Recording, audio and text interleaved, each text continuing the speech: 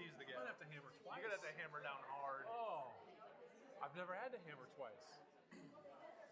First time for everything, I try guess. You might need another one. It's working. Ish. There we go. It's working.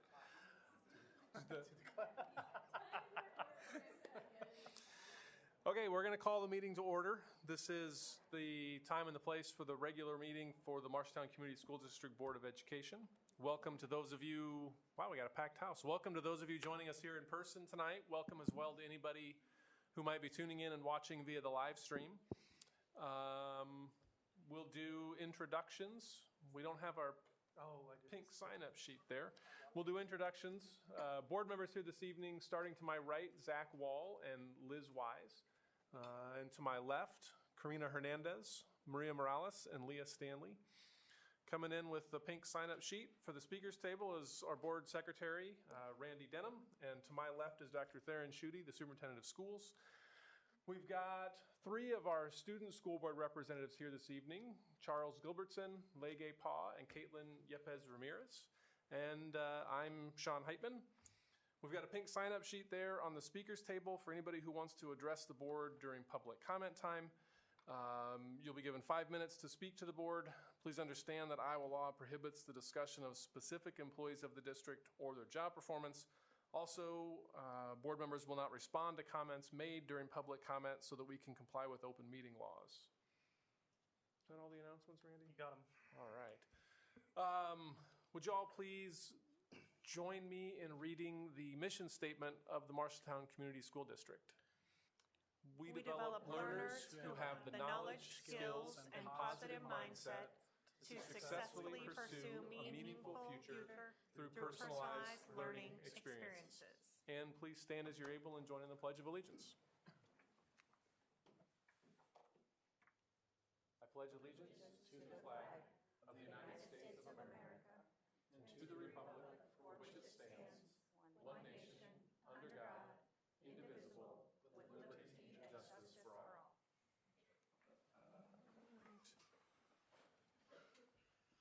Are there any changes to the agenda this evening? Yes, we have one recognition added, which will be exciting for everybody to hear. So Abby will present that a little bit later. Okay. Then is there a motion to approve the agenda as amended? So moved. Second. Who was it? Stanley. Was it Stanley Morales? All in favor say aye. Aye. Opposed say no. Motion carries 6-0. Abby, you got some recognitions? There, Yeah, you got some recognitions? Yes. We are honored this evening to have D.T. McGee, Executive Director of the Iowa Association of School Boards, and Emily Miller, Events and Convention from the IASB. As all of you know, we recently had the opportunity to once again attend the annual convention, which was outstanding. And all of our board members were able to attend, some if not all, including most of them attending the pre-conference. So we always value that. While we were at the convention, we were the board and individual board members were awarded with the Individual Achievement Award and the Team Achievement Award. And so I'm going to have DT and Emily come forward to speak a little bit about that.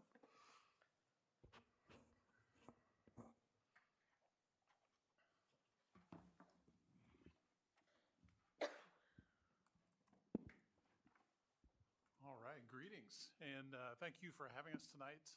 And on behalf of ISB, congratulations. We're very excited for what your board is doing and the wonderful learning that you're all participating in. Also, thanks to Eric for the wonderful learning tonight. That was awesome. A little bit of a scouting report because we're always looking for good speakers as well. And so we appreciate you inviting us and having us in for your work session. So your dedication and your to service and learning is truly an inspiration. And wanted to say on behalf of ISB and our board development team who leads our annual board awards program that we're just very pleased to announce that the Marshalltown board has received a Team Achievement Award for the last 5 years straight and 7 out of the last 8 years. So I think that deserves a round of applause. And then every board member also received an individual achievement award. And so we'll hand those out right now. So Sean Heitman.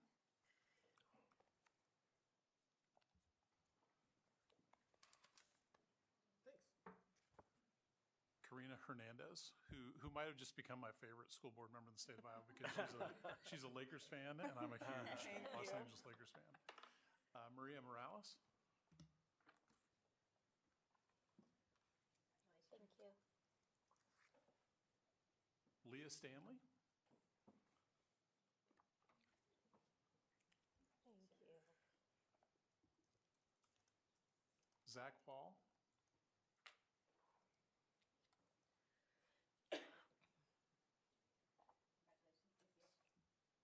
And Elizabeth Weiss. Thank you. And then for the Team Achievement Award, and the plaque that you'll be receiving tonight says 2023-24 Team Achievement Award presented to Marshtown Schools Board of Directors. Sean Hyman, Board President. Sarah Faltis, Vice President. Leah Stanley, Karina Hernandez, Zachary Wall, Maria Morales, and Elizabeth Weiss. In recognition of a commitment to learning and leadership as evidenced by a majority of board members participating in board development activities sponsored by the Iowa Association of School Boards as part of the annual Board Awards ABA program. So congratulations. Thank you. Thank you. Thank you. Thank you. Learning together at the board is a sign of a highly effective board. In the materials I gave you tonight, we have some materials in there that highlight the principles of an effective board. So part of this is from the Lighthouse research that ISB conducted over 20 years ago and has added to that over the years. It is well respected throughout the country with school board associations and other entities that are promoting how to become and how to be an effective governance board. Also in there are the standards for effective school boards. And so I encourage you to take a look at that. And of course, ISB is here to help with anything that you need to go down that pathway of becoming an even more effective school board. Thanks to Theron for being a champion of learning for the board and helping you all track your ABA award points. I'm sure that's always friendly and encouraging. But thank you for Theron for doing that. And also thank you for being a trusted friend and colleague. With me today is Emily Miller, ISB Convention and Events Director. Emily will be reading a passage from the School Members Guidebook, Becoming a Difference Maker for Your District. And this is offered to you compliments of ISB's Board Development Directors, Lou Gavist and Tammy Drawbaugh. Hi, everybody. Thank you for inviting us to come and join you tonight. So I started my career as a classroom teacher, and I want to tell just a quick story about 22-year-old Emily in the classroom. We had a particularly tough day, and the 17-year-olds I was teaching looked at me and said, "Can you tell us something inspirational?" And I thought, I must have skipped this day in my teacher prep training because I don't know how to do that. But really, I had to learn over time to be genuine and be authentic in those comments that I would give. And the thing that I ended up being the most honored to get to say to my students in the classroom was, "I like that you're good musicians, but I love that you're good people." And when I get to see a board come together and do the work that you all do together, I think that a lot. It still comes to mind. I like that you engage with us and come and learn with us at IASB, but I love and I'm honored to get to see the work that you guys do together, because really that is the best and most important thing you can do to make a difference in your community. So this is from a school board member's guidebook, Becoming a Difference Maker. So I'll read you this excerpt here. You are a school board member, whether recently elected and appointed or now enjoying decades of quality service. You have one of the most important professional responsibilities imaginable. Consider the fact that every time you go to the doctor for a checkup or go to the life insurance agent to purchase a policy that will protect your family, or visit a lawyer to protect your interests in the case of an accident or injury, or entrust your safety to a police officer or firefighter, you are meeting with somebody who had a difference made in their lives because of someone like you, someone serving on a school board. Every patriot fighting in our military, every farmer producing food for developing nations, every volunteer helping serve those less fortunate in your community, as well as those investing in stock markets or providing the infrastructure and services to grow our economy, relied upon a quality school experience to get them there. All who are successful today, or at least most of them, were given the skills to accomplish these feats in school.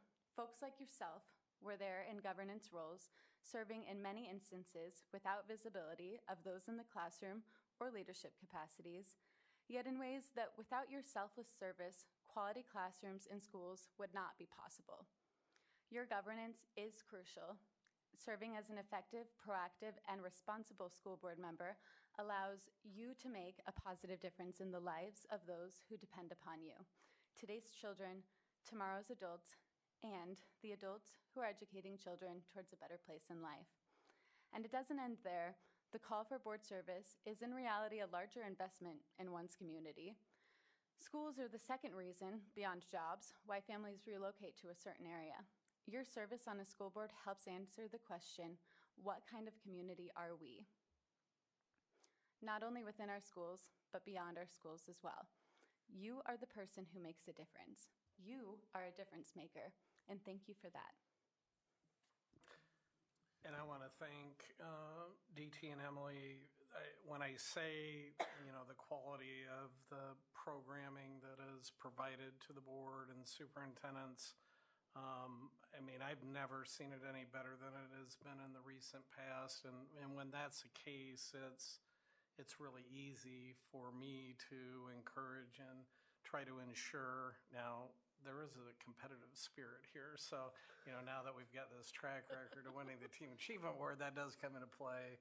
We're not going to let other districts outdo us in that regard. But honestly, it's not in any way, shape, or form looked at as a drudgery to have to go to this learning or this training. And I'm also really proud of the fact that Randy Denham, our SBO and our board secretary and treasurer, also had been asked and taught the Finance 101 this year too. So that really is an honor for him, as well as a positive thing for our district as well. So thank you for all you do and for taking time out of your busy days to come up here.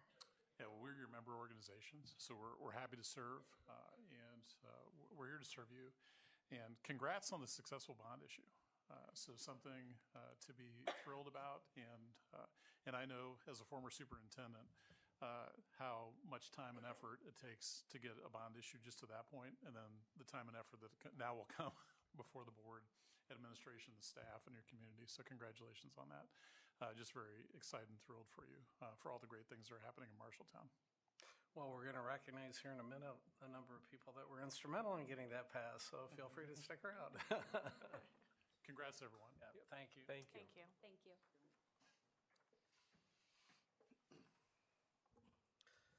So at this time, could I invite for the Reimagine Miller Leadership Committee, we've got Samantha and John Vance, we've got Margaret and Doug Gervich, we've got Carrie and Paul Barr, and we've got Melissa Fonseca here. And so come on up to the front, please.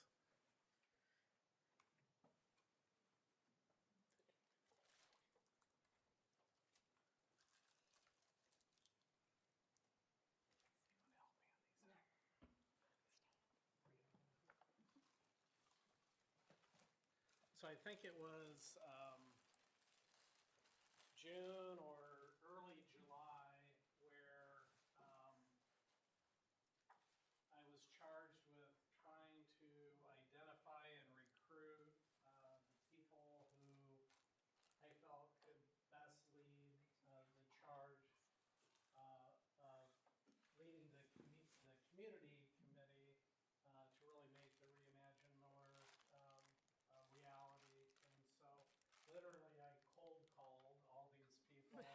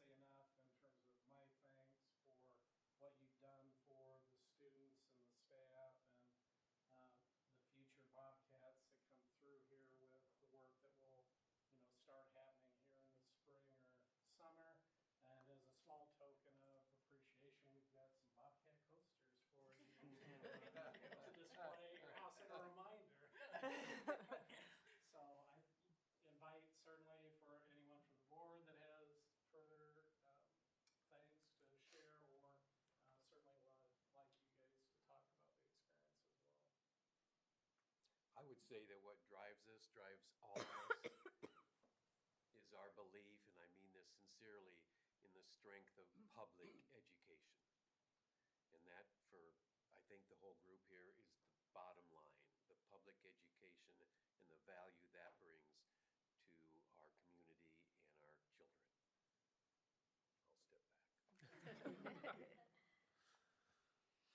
But I think it was an honor for all of us to be able to work on this for not only the school district, but for Marshalltown as a whole. As Doug said, I think all of us in this room are really ultimately passionate about Marshalltown, and I think this is just one great thing that is showing the direction that Marshalltown as a whole is going. What would you, Go ahead. Ms. Carey goes. Anyway, we got great guidance from our superintendent, Aaron, and we thank you very much for all that you had done and you gave us to work with. And this was a fantastic group. I want to say that. Fantastic. We had our senior side. And we worked together very well. And kind of a funny side note, Melissa was on the top of my list, but I purposely didn't ask her initially because I knew her world had changed in a big way with the city council election and everything that she normally does day to day at work and life. But as it turned out, it came about full circle through this committee because they too felt that she needed to be engaged in the work, and so I'm glad that ultimately that happened. Thank you. Yeah, this was a really great team. It was teamwork, and that's what really got, I feel that just the momentum and keeping, because this was a campaign. It was a campaign for Miller, and, kind of having won an election, I was like, I can give tips and tricks how we can, get this to pass. And so yeah, it was really good, and also connecting with the Spanish-speaking population. That's a really big population here in town, and that I think that was very crucial and important because that education piece was needed and for the whole population. And so yeah, it paid off. It paid off. It was good work. Teamwork makes the dream work. I just can't wait to see that school. The drawings that you all have come up with so far through the architecture firm are fabulous. And for me to imagine that at Miller just is out of this world. I just can't, I think everyone who voted no is going to love it. You can't get away with not sharing what you're wearing. Yeah, I'm wearing my old Miller cheerleader uniform. Well, thank you to all of you for volunteering and stepping up, and it was a great campaign and obviously very successful, and we really appreciate all the extra time and effort, and your love for the community really shows through as well, so thank you. Thank you.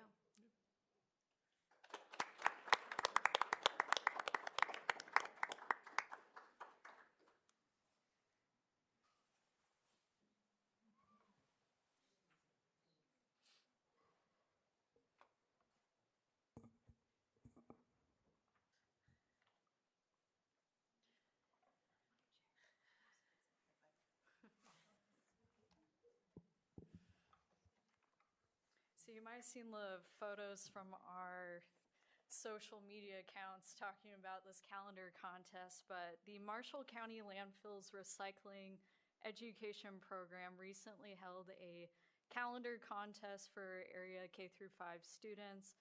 Out of 485 entries, several Bobcats received honors and were selected to be featured in the 2025 calendar. Tonight, a couple of our art teachers are here, and I'll let them introduce themselves and kind of talk about the art process and what it was like. And then in the moment, one of our students that did receive honors, I'll let him introduce himself and kind of talk about his art. Along with the art itself, it's also attached into the board agenda recognitions item for tonight. I believe it's 2025 calendar item, Amy. Anyway, I'll pass over the mic to them. They can introduce themselves. So art teachers, if you want to introduce yourselves. I am Danielle Platt, and I teach art at Anson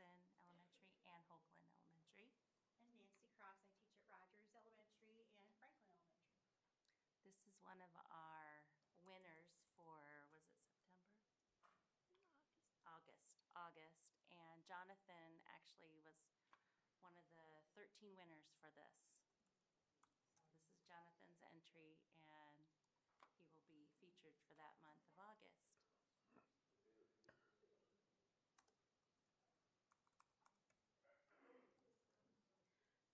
One thing she wanted us to kind of talk about is the process that we go through to do this with the students. And I think they said this is like the 21st year, but we finally added it in as a couple of our art curriculum assignments.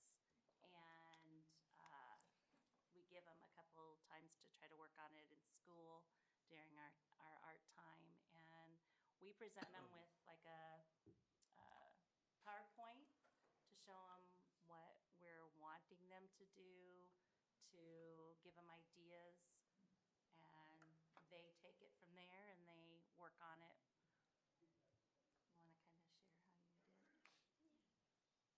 So, nice for me. My inspiration. Yes. My inspiration was how the world is actually has a lot of is no.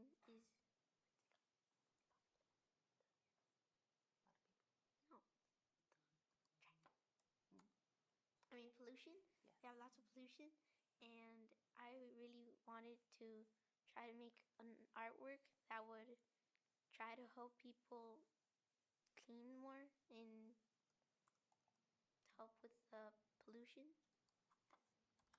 And do the share. And do the Well, I can share also that for many years, but not the last couple, being asked to help judge these pieces of artwork, that the judging group starts off with literally hundreds of these submissions from not just Marshalltown, but all the surrounding schools. And they're displayed in a way where you don't know what school or who the student is. And so it literally is judged and based on artistic ability, but also matching up with the theme and that sort of thing. And so what starts off as, hundreds of pieces of artwork gets narrowed down and then narrowed down and then narrowed down until finally it comes down to the top 12 for the calendar or 13 relative to the cover. And so it's quite a process. So congratulations for being one of those chosen out of hundreds of submissions. Thank you.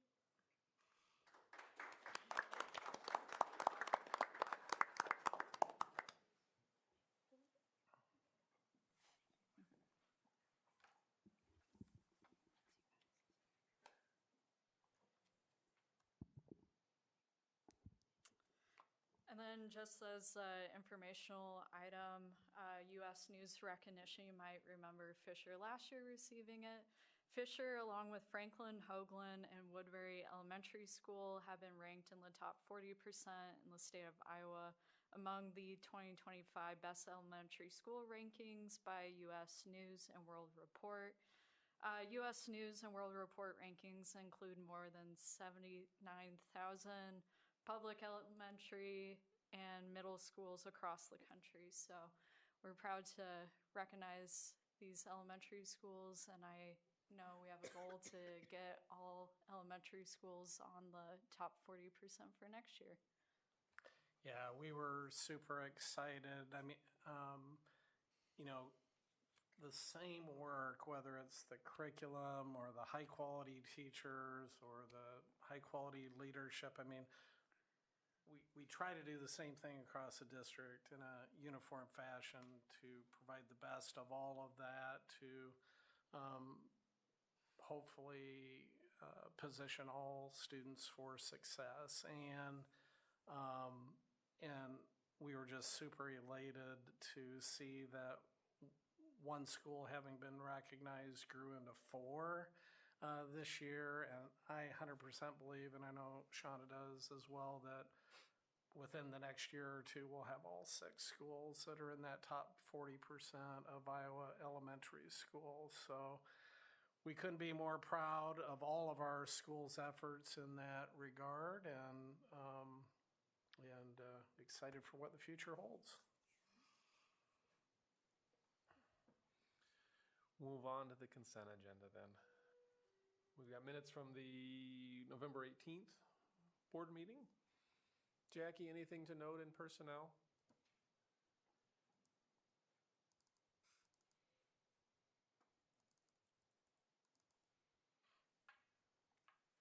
Good evening.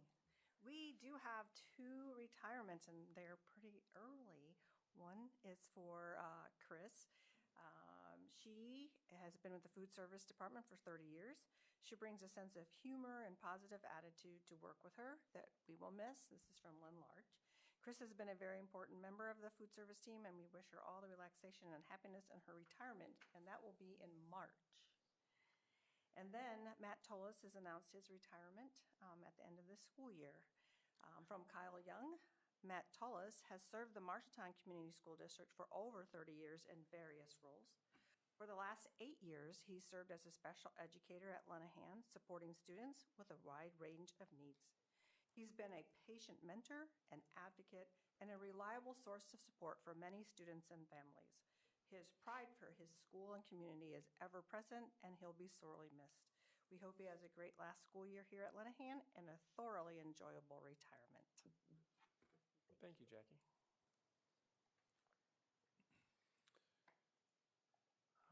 In interagency agreements and contracts, there's an agreement, an online learning resources agreement with Defined Careers Learning, and agreement with Bound for online ticketing and software to allow for cashless sales for concessions and other district activities. An agreement between the school district and Iowa Valley Community College District for Summer College Credit Program 2024, and an agreement with the Iowa Valley Community College District for providing accessibility of college courses to the school district students for the Senior Year Plus program. And a proposal from Terracon for geotechnical engineering services for the Franklin Field project. Questions about any of those items? Number 2 item with cashless sales. As a district, are we going that way totally? Is that what this is saying? For certain events? It's an option that will allow people to use a card or pay through the Bound app instead of cash. But no, we are not going 100% cashless at this time. Okay.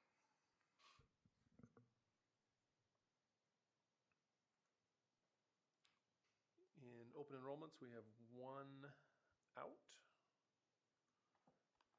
Randy, anything to note in bills? No. Any questions for Randy about the bills? Is there a motion to approve the consent agenda? So moved. Second. Wall, Wise, all in favor, say aye. Aye. I sustain the Iowa Valley contract. Okay. Opposed, say no. Motion carries 5-0 with 1 abstention. Nobody's on the pink sheet. You went running for it and everything. Well, That's okay. I got my steps in. That's okay. All right, kids, you're up.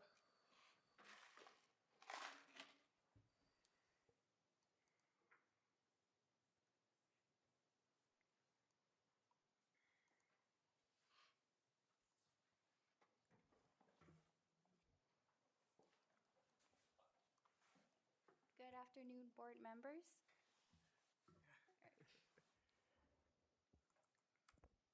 Okay, so the MHS esports teams participated and hosted state in the Orpheum. That was, I think, the first or second time. Second year. Second year of this occurring, which is fantastic. Esports is a developing sport and activity among students nationally as well in the state of Iowa. So for us to be at like a center of it with hosting state, that's a very good way for us to have our district out there with that event and to be on the forefront of this emerging sport. for rankings and placement. So the Bobcats in Rainbow Six Siege, which is a popular video game, of course, since it was played, they they fell short on the podium, and sorry, I can't get my speaker right now.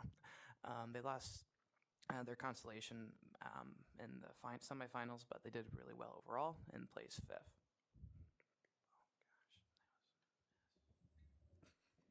Three MHS cheerleaders represented the district as part of the Iowa Cheer Honors Squad. They performed at both the 2A and 3A championship football games at the UNI Dome, among several other cheerleaders from different schools. This month there was the Holiday Stroll Parade. The MHS Marching Band and Color Guard performed at the Holiday Stroll Parade, and it was really great to see the students come together and give an excellent performance. And to celebrate the holiday spirits, the students wore festive outfits, and overall it was a really great time for everyone.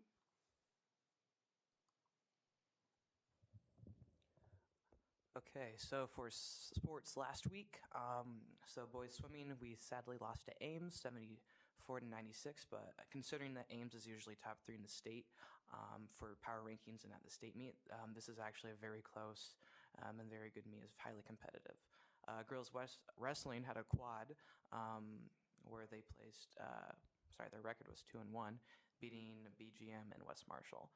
This is very good since girls wrestling is it's again an emerging sport. It's very fantastic, and I believe we have about 30 to 40 some wrestlers out for the sport, which is dramatic, almost doubling from last year. So that's a very nice increase. And then girls basketball in a scrimmage, they scored 52 to 49, beating South Tama, which is a very good way to start the season.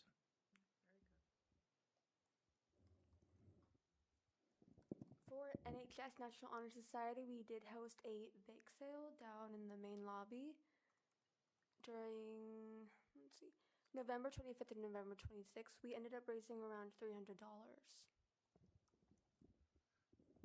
Yeah, so that was the first estimate. We did actually end up, I think it was 407.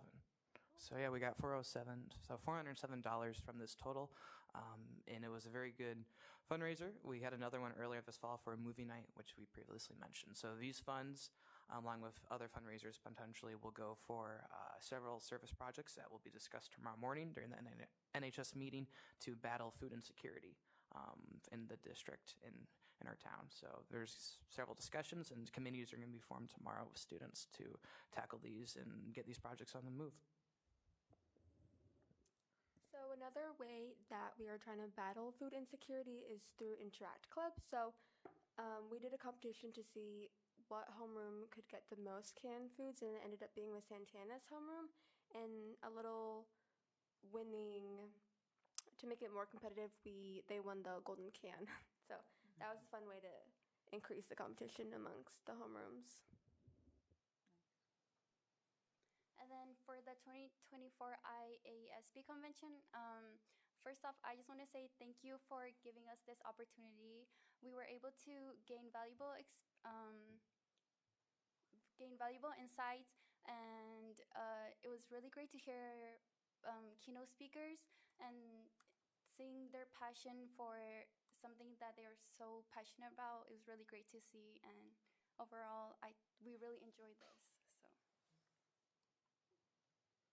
I think just getting to understand how different companies and just different factors affect and benefit the school district is really cool. Just understanding how they work together.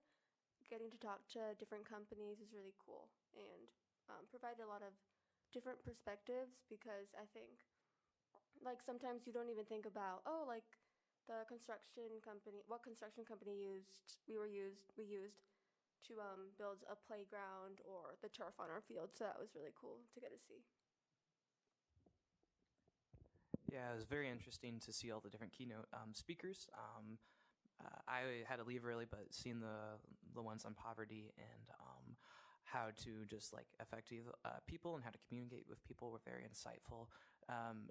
This can be used now in their student in our different clubs and sports to help lead students now, and also just in our future of our college, or whatever future has for us. So it was very insightful. And then, yeah, seeing the different in the career fair of the different companies and how that relationship is. And just, again, the overall relationship between the different school boards across the state. It was very friendly, just seeing everybody interact. So that was cool. And I believe Caitlin won like $100 from Amazon from a company. So that was a solid plus. And they got free cookies too in that picture.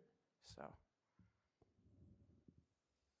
And you won cookies, right, or something? Or, Yeah, we received free cookies from this other student representative, and that was really nice of him. Yeah, so that was the first time that we've taken our student school board reps that were able and willing to go the last couple of years. But that was the first time that they had a dedicated session over breakfast for the students. Can you share a little bit about what that was? Okay, so it was really fun. There's about 20 of us there. I was kind of surprised. I thought there would be a little bit more, but there's about 20 of us there. We had a delicious breakfast with eggs, bacon, and a Danish. So that's fantastic. But it was really cool to have just discuss with other school board representatives across the state of different issues. So they had a little like thing on a projector where you can scan your QR code and answer questions and put like everybody's answers up so you can see what everybody's thinking.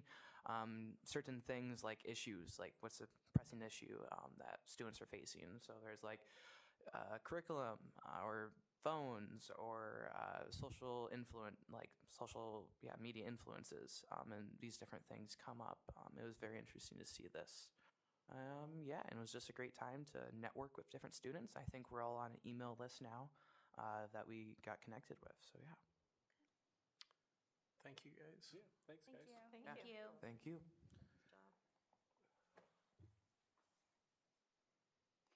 Amy, it's time. I'm just fine.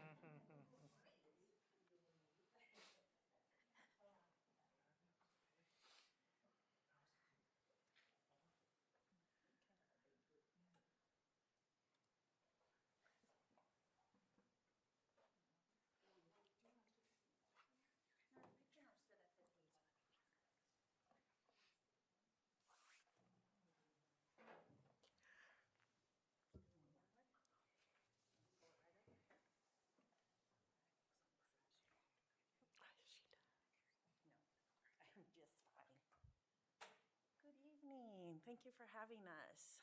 So we'll start with letting you know who's here today. I'm going to let you guys speak for yourself. So I'm Amy Williams. I'm the principal here. Megan Turbeville, the fourth grade teacher. Sawyer Nichols. I am Jonathan. Okay, I've already introduced myself. I'm Mallory Kern. I'm the instructional coach. I'm Amber Smitherman, the other fourth grade teacher. I'm Terry Ross Single, and I'm one of the special education teachers. And I probably don't need that. We have a couple of fourth grade leaders with us today that will also do some sharing tonight. I told them that someday I could see them sitting as some leadership as a part of our school board. And Sawyer said, yeah, I'd like to do that. So see Jonathan doing that as well. So, all right, some things that we're going to cover tonight. We have some restructuring of special education services that happened in the spring and over the summer that I'm sure you're aware of from Matt Krutzinger. And so we have a program at Hoagland, or a service at Hoagland, called Extended Core Special Education.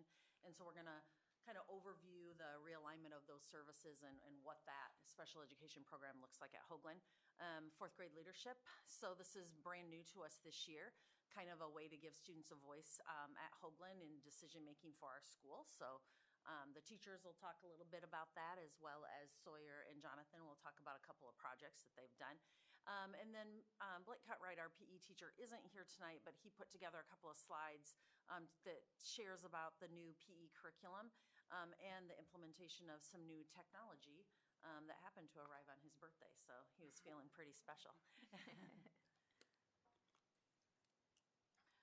So first of all, if you take a look at the visual up here, level 1 special education is students who have the fewest need They have pretty simple goal areas served by somebody that's certified as a level 1 special education teacher. The next 2 circles are students who are served because of behavior disorders.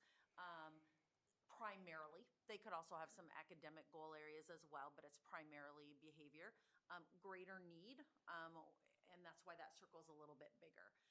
Extended core, which is the one that we'll focus on tonight, has also some pretty great needs and a lot of complex students that are involved in a program like that.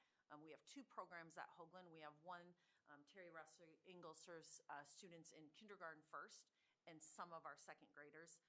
And then Nicole Clark serves our 3rd and 4th and some of our second graders. That second grade group kind of has to be split, and we'll be able to explain that, how the services and the alignment of the services work.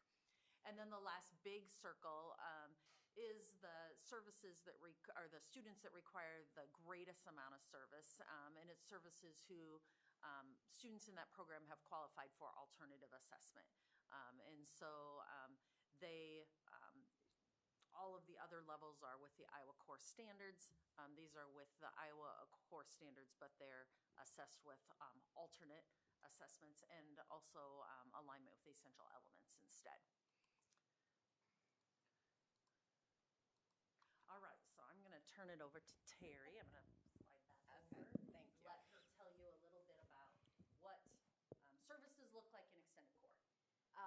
So as Amy's already mentioned, we are multiple grade levels. I am predominantly kindergarten, first grade, and some second grade. And it was very hard for me to give up the other some of the second grade because they were my first graders last year.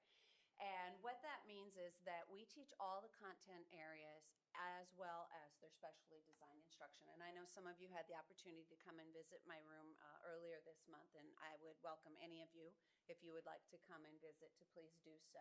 It's a very interesting and different type of education. We're utilizing the core curriculum and the standards and benchmarks and the standardized assessments that need to be done.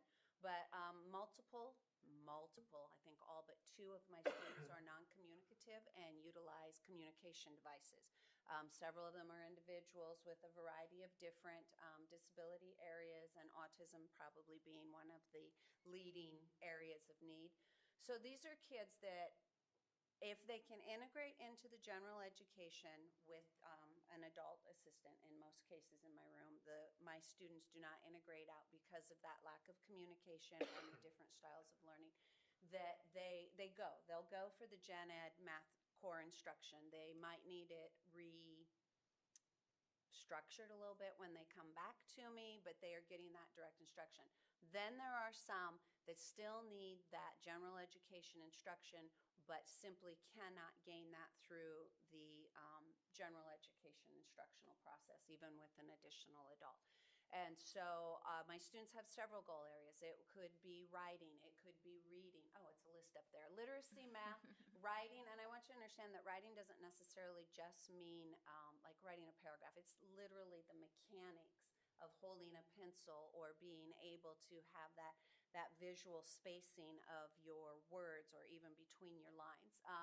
Behavior is always there. There's a lot of uniqueness that comes with individuals that are on the spectrum, and therefore also adaptive behavior. And tonight's not the night. If any of you are interested, I'd be more than happy to explain that more in depthly. Or Mr. Kretzinger over there, I'm sure, is more than willing to pick up. And as I had mentioned, communication. In addition to my students that are completely nonverbal, I have some that are partially verbal, or I have several actually that are also students that are dual language. So they may be non-communicative, but the primary language at home may be Korean, plus I'm doing instruction in English. So it's a multitude of unique needs that these students need extensive support above and beyond than what can be provided in general education. The core curriculum requires significant modifications and alignment with the grade level standards. And we spend, and I'm not the only one, I'm one of 2. There are also 2 at Anson, and there's also one at Franklin. And we go in the summer, and yes, we are compensated for it, but we are going in the summer to work on that curriculum, to modify it so it's more appropriate. Like, scarcity not exactly a word for someone who's non-communicative plus a dual language student, that we have to find ways to get them to understand what that general education vocabulary is. And they are assessed over it like everyone else. So it's a combination. It's not your traditional level 1 type students that just need a little bit of extra support. There's, for those of you that visited, but for those of you who aren't, if you notice in my room, I'm highly structured, and there are first then tasks, and there are tasks specific and individualized to each student, and there are students that have picture communication schedules, and there's just so many things for each kid that they need that, it's not feasible for all of that to always be provided for them in a general education setting. And then in all fairness to my kids, sometimes they don't do well with lots of people and lots of movement. And, there's lots of little bodies in a class of 25. And if they're all busy, sometimes that is not it's not always comfortable for me. And so there's also that need that sometimes my kids just need to go out. When those of you that all came to visit one of my young men, it was too many of you, and I would still always say, please come, because I will accommodate for what my students need, and this young man needed to step out because it was just too many people in our space. The collaboration, oh gosh, there's a ton of people that we work with. In my room alone, I think I have 6 or 7 paraeducators that come and go. And so there's the facilitation of what they're doing with my students in my room, what they're doing with my students out of my room. When there are special events, there's a lot of planning. And, you would think, oh, they've got this own adult. Well, keep in mind, some people are brand new, and not everybody just woke up one day and said they'd like to be a special ed teacher of individuals with autism. So there's also some additional, and sometimes it's kind of training on the fly, like something will happen and I'll be like, oh, yeah, okay, we didn't plan for that very well. We'll know in the future. For me personally, IEP data digs, although it's not just me, it's the gen ed teacher, it's the speech language pathologist, it's the consultant, it's my administrator, it's the general education teacher. And that is in addition to then when I have to do IEP planning, which, by the way, in case that's called the individual education program. Yeah. And each student that is identified as an individual with special education needs has their own individualized plan, and it's specific to them. It's, yes, there are some things similar between other kids that might work, but that is specific for that child and their needs. Then we also have the IEP meetings, and it's a team effort. I'm going to be honest with you, sometimes I come up with what I think is a stellar idea, and I get told, no, it's not. And, it is a team. It's not the Terry show. So, we have to make these decisions, and we have to make decisions and keep in mind this is somebody's child 24/7, and they are gracious enough to share that child with me. But a lot of times, sometimes what I have to say is not easy to hear. And so I want to make this as easy as a transition. It's not easy to hear that your child is going to be receiving extended core curriculum, where they're not going to spend all day necessarily with their peer groups. And even though we truly are doing this with our heart and the best intent for those kids to get them that gen education services. I forgot collaboration with the AEA, although I think I said consultant and speech language pathologist. My school nurse, oh, bless her, because we do also have some students that have some very specific medical needs. She's probably seen a lot more of me in the last 2 years than, she cares to. So one thing that I do want to share that in addition to the core curriculum, so when we adopted Reveal Math, for example, our teachers were trained on that. We have met with consultants on 2 different occasions to provide training to our extended core teachers, our instructional coach, Lisa Pegler, myself, any other administrators that have a program similar to this in their school. We did the same thing with CKLA. How do you meaningfully modify that curriculum? Highly modified, how do you prioritize the things that we need to be teaching to those kids? And so it's been a super, super high learning curve, but I will say there's a lot of wins along the way, specifically at Hoagland, that I can speak for. And then I'm really proud of the work that we've invested in getting this off the ground. So this is kind of year 2 with us slowly trying to figure it out. Well, and to piggyback on the new Reveal Math, because you all also approved a special education math curriculum. So in addition to me having multiple grade levels of a new math, I also have a new special education math, which is individualized for each of those kids that work within it, plus the CKLA. So there, I might not appear quite as overtaxed as, but it's a lot, and it's a lot for all. I mean, I'm on my 32nd year of teaching, so I'm lucky enough that I have the experience behind me, but it's a lot, and we work like my colleague in one of the other buildings will call me up and she'll say, hey, what did you do for CKLA trees or whatever? So there's still a lot of that collaborating going on between and last year, Ms. Williams, it was myself and 2 other teachers. The program has expanded this year. Yeah. I don't know how many there were last year. Ready, Amy? I'm going to try to keep us under our time. Okay, Mallory's going to talk to you about like how we create a daily schedule because it does have to align with our building schedule. Yep. So just to close us out, kind of talking about extended core, one of the other pieces, Terry mentioned a lot about collaboration, and that really starts honestly this spring before start looking at student needs, approximately how many students per grade level, and then when Amy and I meet several times over the summer to perfect or get as close to our master schedule, we really have to think through that systemically so that we can make sure, like Terry mentioned, her students, some of them spend more time in her classroom in a self-contained setting, others of them spend quite a bit of time in the general education setting, and so aligning all of those pieces is really critical. So this is just a screenshot of Terry's kind of teacher schedule. So Amy and I get our K-4 building schedule kind of set up, and as we're working through that, we're thinking about what we need to align and have spread out across the grade levels so we can meet student needs.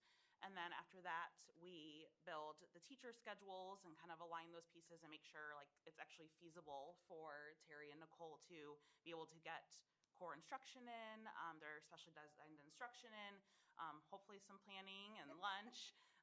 And so there's that piece. And then after that, over the summer, we meet with the teachers, sometimes our AAA rep, and start building out individual student schedules to accommodate needs. And then we get down to the paraeducator level as well and make sure all of those pieces kind of fit together before the school year starts. And then, of course, then we have new students join us or leave and we readjust. But well, and they also work very hard to make sure that schedule, although it doesn't read it, also correlates with the general education times that my others, like my 2nd grade students are out for gen ed math while my 1st grade students are in for specially designed instruction. And these ladies are commendable and deserve a huge round of applause because this is a bit of a nightmare to get organized, and I'm very appreciative of them. All right. Amy, next slide.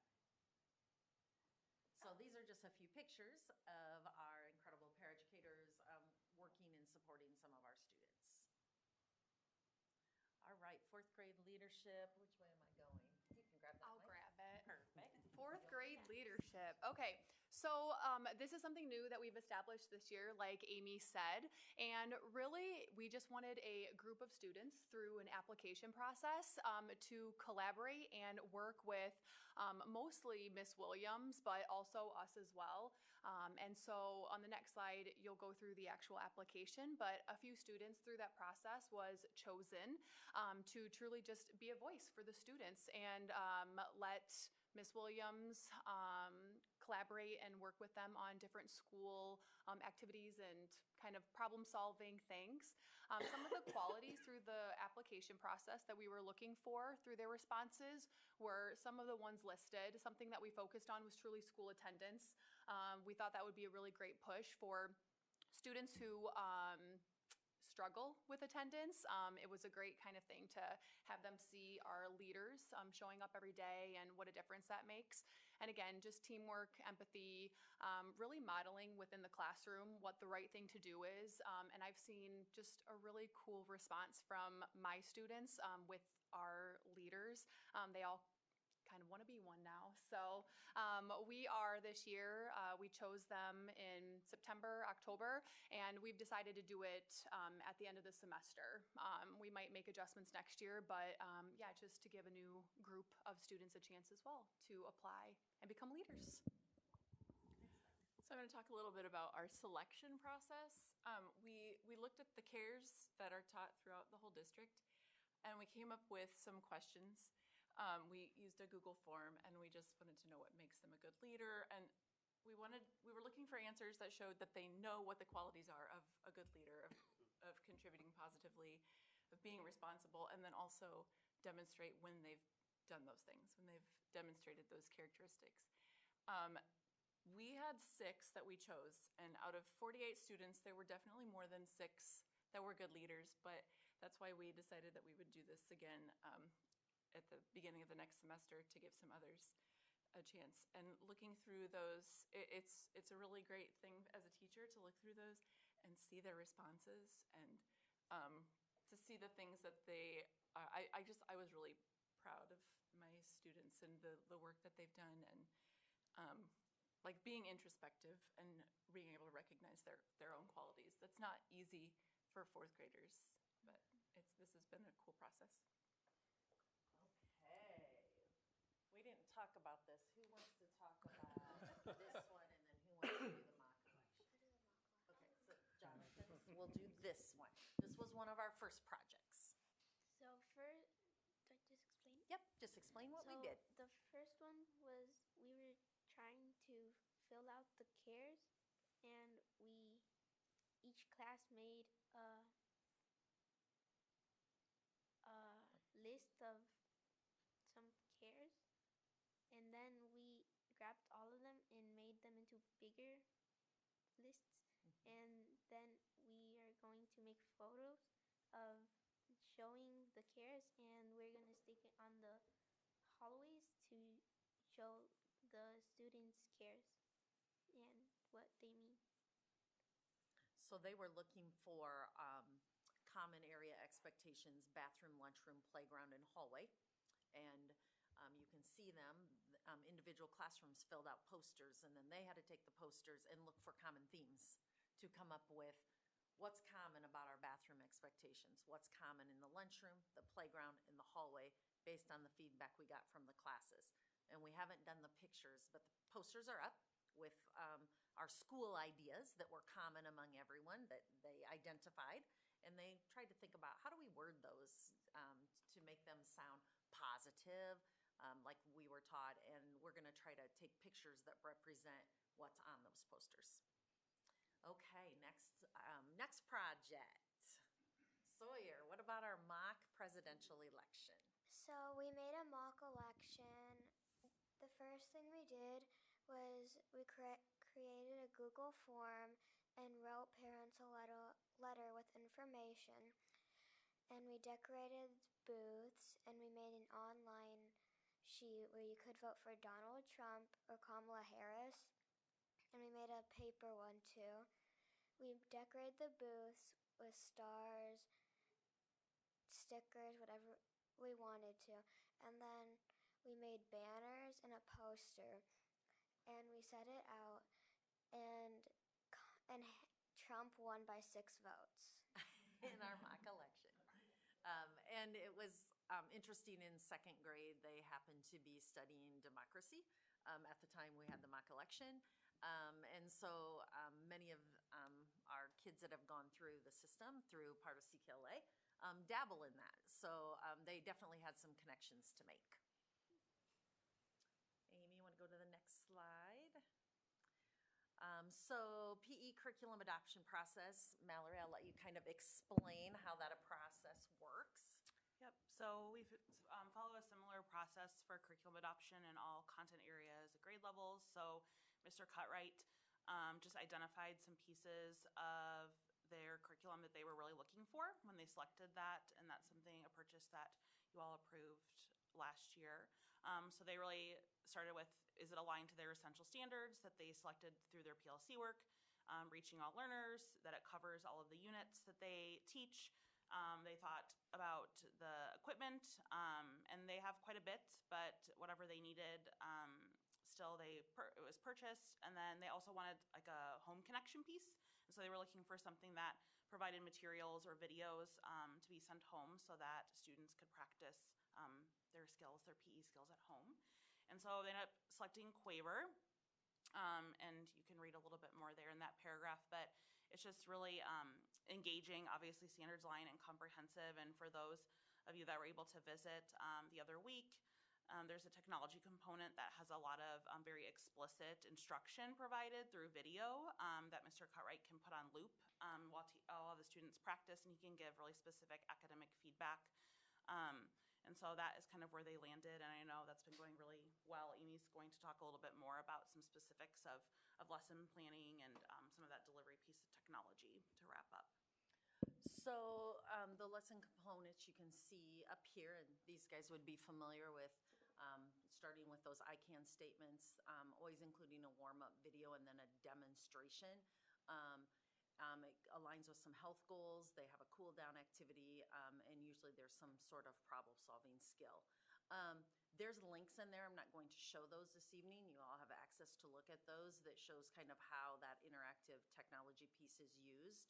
And then there's just some other information that Ms. Kern has kind of touched on as well.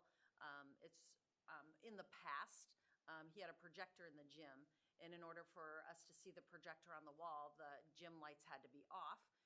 That wasn't comfortable for some students because the gym was really dark. It doesn't have windows in it. And so it's also very hard for a PE teacher to give feedback in kind of a dark area, and really hard for kids to see if they're, throwing a ball up or something and catching. And so the video being used as teaching, being put on loop so kids can continue to watch and see what's been modeled for them has been very helpful. So if you go to the last slide, this was a Facebook post, and Amy, I'm gonna let you go ahead and play that. And as you're watching this, you can also read on the screen about what that video is showing. But this is a little example of the new technology in use.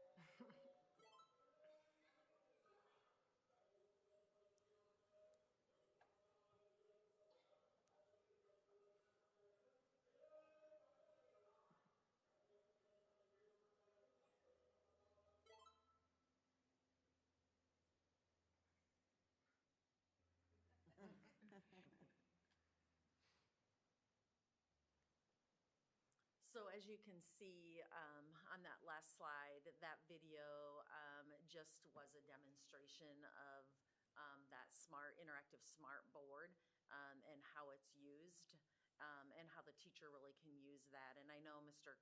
Cutright asked a lot of questions like, when is this starting? Because we can't get full use of our curriculum without it. And it literally was delivered, I believe, on a Thursday.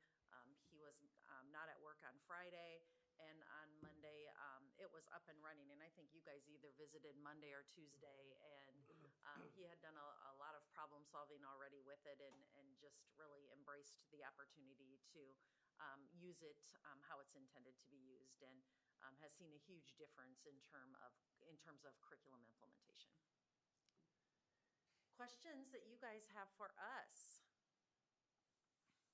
Sawyer, what's your next big leadership project you're trying to accomplish? You know this. Since the teachers every year they do a secret Santa, I wanted the kids to have one in every grade, but instead of buying stuff for your secret Santa, you give them clues on who you are, so they try to figure out who their secret Santa is. Cool. That was her idea. We don't know if we're doing that one. Do you know the project that we're actually doing, Jonathan? That is a good idea, though. For the Do you remember what we're doing?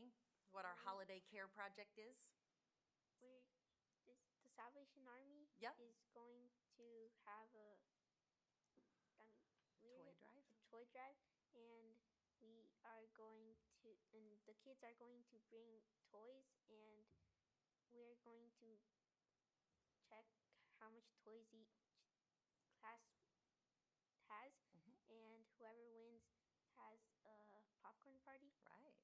So as kids bring toys in, they'll be greeting kids, and they will be asking them, who is your teacher? And we're going to keep a little tally of which class donates the most toys. And so they're going to kind of help make some posters to promote that. And we try to get them to, like they mentioned, for the mock election, they actually wrote a parent letter that we really did share with parents, and I put it in my newsletter. And I put it out on Remind, and it just really kind of helps them consider an audience that they're communicating with. Other questions? One last question, Jonathan. This one's for you. What percentage of the students voted? You remember how many votes we had? 300. Do you remember, Sawyer? I do. I think. Was it under 300? It was right around there, wasn't it? Yeah, it was around 300 votes. I'm pretty sure Trump got 300. He got 100 and... 100 and like 35, 45. Yeah. On that point. It was close. But we did not get everybody voted, did we? No. And we're not really sure where that fell off. Okay. No We were like, mail-in voting. because we could see that we had a sign-up sheet, so we knew when grade levels were going to the booths, so they didn't all collide. But we're like, we don't really know who didn't vote, so they helped count the votes.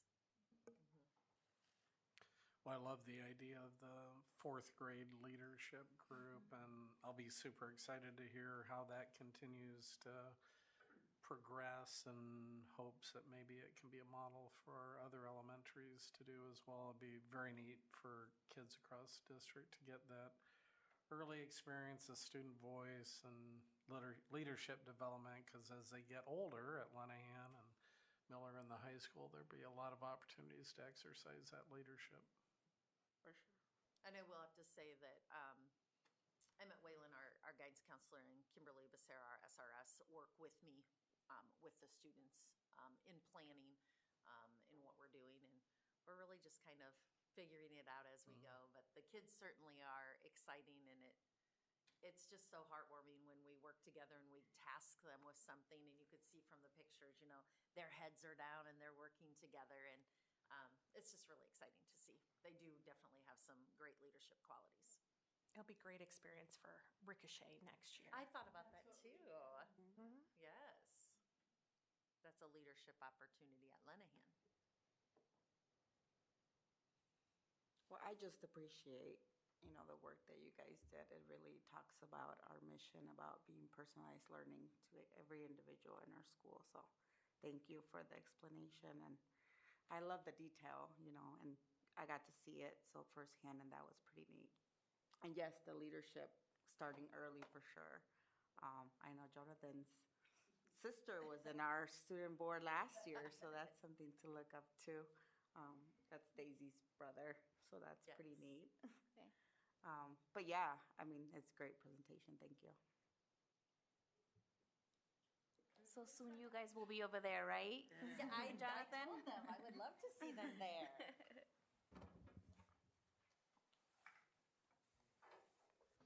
Matt and Val, and I see Liz and Ashley and everybody else.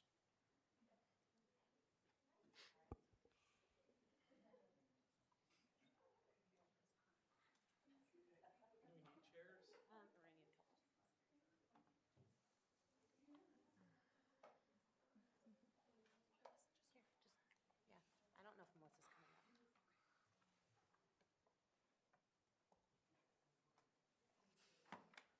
Put Melissa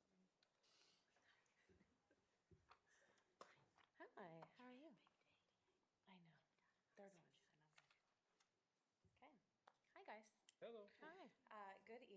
you for a chance for us to come and just kind of talk to you about our social emotional learning steering committee. This is a district committee, and our goal really is just to oversee the work we're doing in all buildings for social emotional learning. And with me, I have Ashley over here, and she's from Ansel Elementary. She is the K-6 PLC counseling lead, but she's also kind of leading our core K4 or K-6 core subcommittee for the district. And then I have Liz next to me here. She is helping lead the adult wellness subcommittee for our district committee. Of course, you know me, Valerie. So I am the CPDL for social emotional learning for the district. Matt doesn't really need him. Do you want to introduce yourself? And then we have Melissa from the high school, who is a new member of our committee this year. With her role at the high school, she is taking part and really stepping up and doing a lot for the secondary core subcommittee. So that's kind of who we have sitting at the table. The role of the district-wide steering committee is to just really bring all together district stakeholders.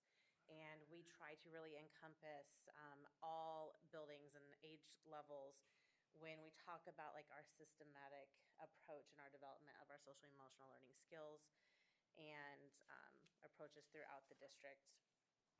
Our big rocks, I don't know, Amy, if you go to, keep going. Yeah. One more. Thank you. So our big rocks for this steering committee is to really drive our core SEL curriculum and academic supports. If you recall, we adopted a curriculum K-12, so we have Fly 5 at the elementary level, that is K-6, and then we have two curriculums, the In Control SEL and the Can Do You at the secondary level. So Can Do You is high school, and then In Control is the middle school level. So that is our explicit skills that we teach. Our other big rocks is the adult wellness. We also have a piece for data and assessments because we are trying to be very data-driven and intentional in our decisions and the work we do at the district.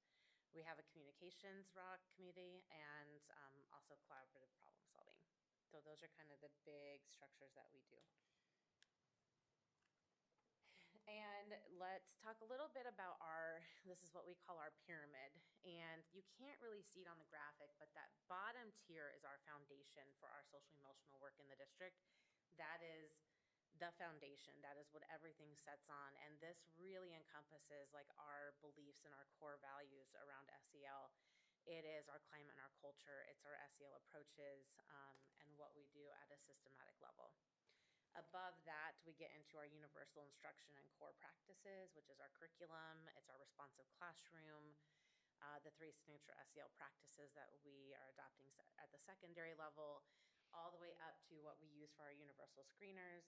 Again, that data analyzation and intentionality, and then up to our targeted instruction. So these are the heavy hitters that we do with the collaborative problem solving, the interventions, mental health services.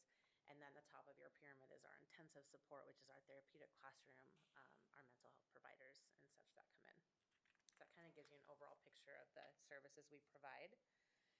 The next slide is going to show you a little bit about the structure of our committee. So at the top of the committee, it's Matt and I leading as district SEL leads. Then we have the steering committee, which is who is here today. I have our main leads for the steering committee, quite a list of people, a lot of them that aren't here tonight. And then we break off into what our subcommittees are. So for the district committee, we have our adult SEL, our core SEL, collaborative problem solving, data and assessment, and communications. And you will see on those committees how our district steering committee has kind of broken up and taken the lead to kind of for each one of those subcommittees. In addition to that, when you get down to those subcommittees, we really do act as the leads because we branch down and we bring even more staff, more stakeholders, more staff members from all buildings to kind of come in and help guide that work, lead that work for the buildings. So the next slide, Amy. The goals of our subcommittee, we spent a lot of time last year going back and just reevaluating evaluating where we were as a district with our social emotional learning approaches and our systems. We were able to identify last year in the areas of core adult wellness and data. Those are kind of our big drives for this year that we're putting a really heavy intensive focus on. It's not that CPS isn't still a main focus, but these are the main three that we are hitting hard right now. And it really is solidifying that core area, integrating SEL with academics. And our adult wellness, we have done a lot this year. We brought in, and you're going to hear a little bit about each one of these, so I'm not going to go into too much detail. But adult wellness is something we are also hitting really hard because we do really believe that, the root of our everything of our being in this district is we got to start with our teachers that are serving our students and our families. And so we're taking a lot of care and a lot of time in being proactive, making sure that staff are putting themselves first and taking care of their own well-being. And then our data piece, last year we, thank you, we were able to adopt a new system called Panorama. And so we had our very first set of Panorama data this fall.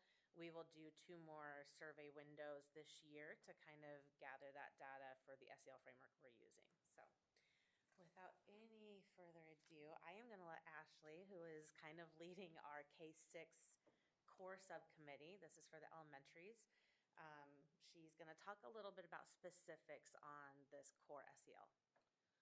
So we have obviously done responsive classroom, but in addition to that, they have a kind of a curriculum, which is 5-5. But really, what we really did is the building expectations, and actually you kind of saw an example at Hoagland with the posters. The elementary schools are doing that in the same process. So all of the elementaries are working on transitioning the expectations to the word cares, which then, breaks it down into cooperation, assertion, responsibility, empathy, and self-control. So they set expectations in those areas: the classroom, the hallway, the bathrooms, the playground, and bus line. And most of the elementaries this year had student input. So you had kids help provide what those expectations look like in those areas. That is kind of the responsive classroom way of things, of having student input, but also it's the Fly 5 as well. And then in addition to that, Fly 5 is being taught not only by the school counselors in each of the elementary and Linehan building, but the teachers are also teaching lessons. And so they get really full lessons. And again, it dives deeper into the levels of care. So they learn more about what cooperation is, what assertion is, responsibility, empathy, and self-control. So they're not just words, they are also learning what that means, how they can apply that into everyday lives, what can they do outside in the communities. And so then that brings it back into establishing roles and having interactive modeling. And so that's something that all elementaries and Linehan have fully taken over for this school year. So a few of them did it last year as just kind of as a trial, but now all elementaries in Linehan incorporate the cares as well as the expectations and the Fly 5. Thank you, Ashley. I'll talk a little bit about 712 core for the SEL subcommittee. This really is Miller and the high school. So Miller and the high school are both implementing their SEL curriculum. For Miller, it's In Control SEL, and for the high school, it's Can Do You. They present these every week, and for Miller, it's Win, and for the high school, it's Homeroom. But this is where we're teaching the explicit skills.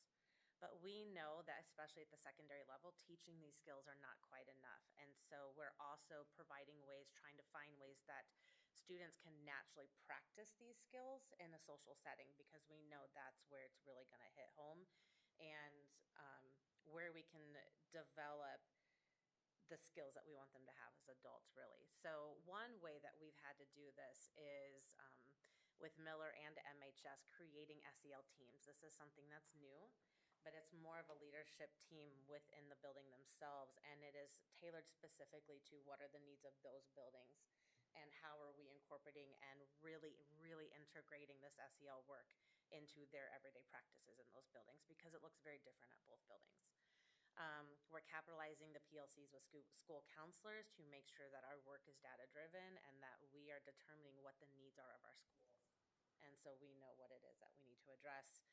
And then we used to be a Capturing Kids Hearts school. We are trying to really take kind of those practices, and rather than pay for kind of a paid subscription to Capturing Kids Hearts, we're embedding the 3 signature practices of SEL, which is that general practices of making sure that everyone feels welcome in the classrooms, providing those warm welcomes, engaging strategies throughout the lessons, and providing optimistic closures, which are all just teaching practices, but also really allowing opportunities to deepen those connections with students and with learning and engagement in that learning. Our big focus on both, I would say all of secondary, is the climate and the culture, and just the new one is the proactive attendance strategies. And so we're also just figuring out how do we best tackle those areas. And did you have anything else to add, Melissa? Are you good? Okay. All right. Liz, you want to start talking about the next slide would be the adult wellness. So on August 29th, we had the opportunity for Tina Bogren to come into our district and speak to all staff. And she has the idea of Maslow's hierarchy. And so in order to have your basic needs met, you need to make sure that your foundation is solid in order to move up to, belonging, safety, transcendence, those types of things. So we've been really working at, we know to be able to reach the top, that we have to make sure that we have, the focus of our behavior and engagement. And if kids struggle with those things, sometimes they're attuning with adults. And so we need to make sure that we are in a good place in order for the kids to be in a good place. And so without addressing levels like safety or connection, disengagement often results. And what happens then is recognizing and supporting these needs is crucial in creating an environment where everyone can thrive, okay? So that, we've taken that Tina's welcome and we have really blown it up. I would say that we had our copy of our book that was provided. Teachers were interested in, requested that for members, and so we had over 150 books that were distributed because teachers were interested in that. Val and I created a question and answer session providing guidance on the book, Take Time for You, to create an IPDP. And so teachers every year have to create an IPDP for the most part, at least, certified, tenured teachers. And so it covered strategies and examples and resources, and it highlighted how the NIET indicators align with adult wellness. And I don't even know how many people we had on that. I know we ordered over 150 books. Yeah. And it was optional for teachers to basically, if they wanted to know more, if they wanted to get the book, if they were interested. I have no idea who opted in to do, who chose to do an IPDP around it. I know we had lots of interest in it, though. All right. So. I can tell you that some people at Lenahan did. I just can't tell you all of them because Kyle hits part of the IPDPs and I hit the other part of the IPDPs. We share it. And then on the other end, so we have been busy and active on the adult wellness micro PD sessions. And you'll see our foundational needs were set on October 14th when really all staff learned about the foundational needs. So if you don't have solid foundational needs, your focus and attention is going to be null or none because you're thinking about the other things, okay? So in order to, and I hope I don't mess this up, but I really want to share what we talked about. And I apologize for reading this, but I need to. So in being fully present and taking care of ourselves to sustain the daily demands of life, especially like high responsibility roles of teaching. Teachers on average make 1,500 educational decisions every school day, more than 4 decisions a minute in a typical 6-hour day. And when combined with 35,000 daily decisions adults make, it's no wonder that educators are leaving exhausted, okay? So the phenomena is called decision fatigue, okay?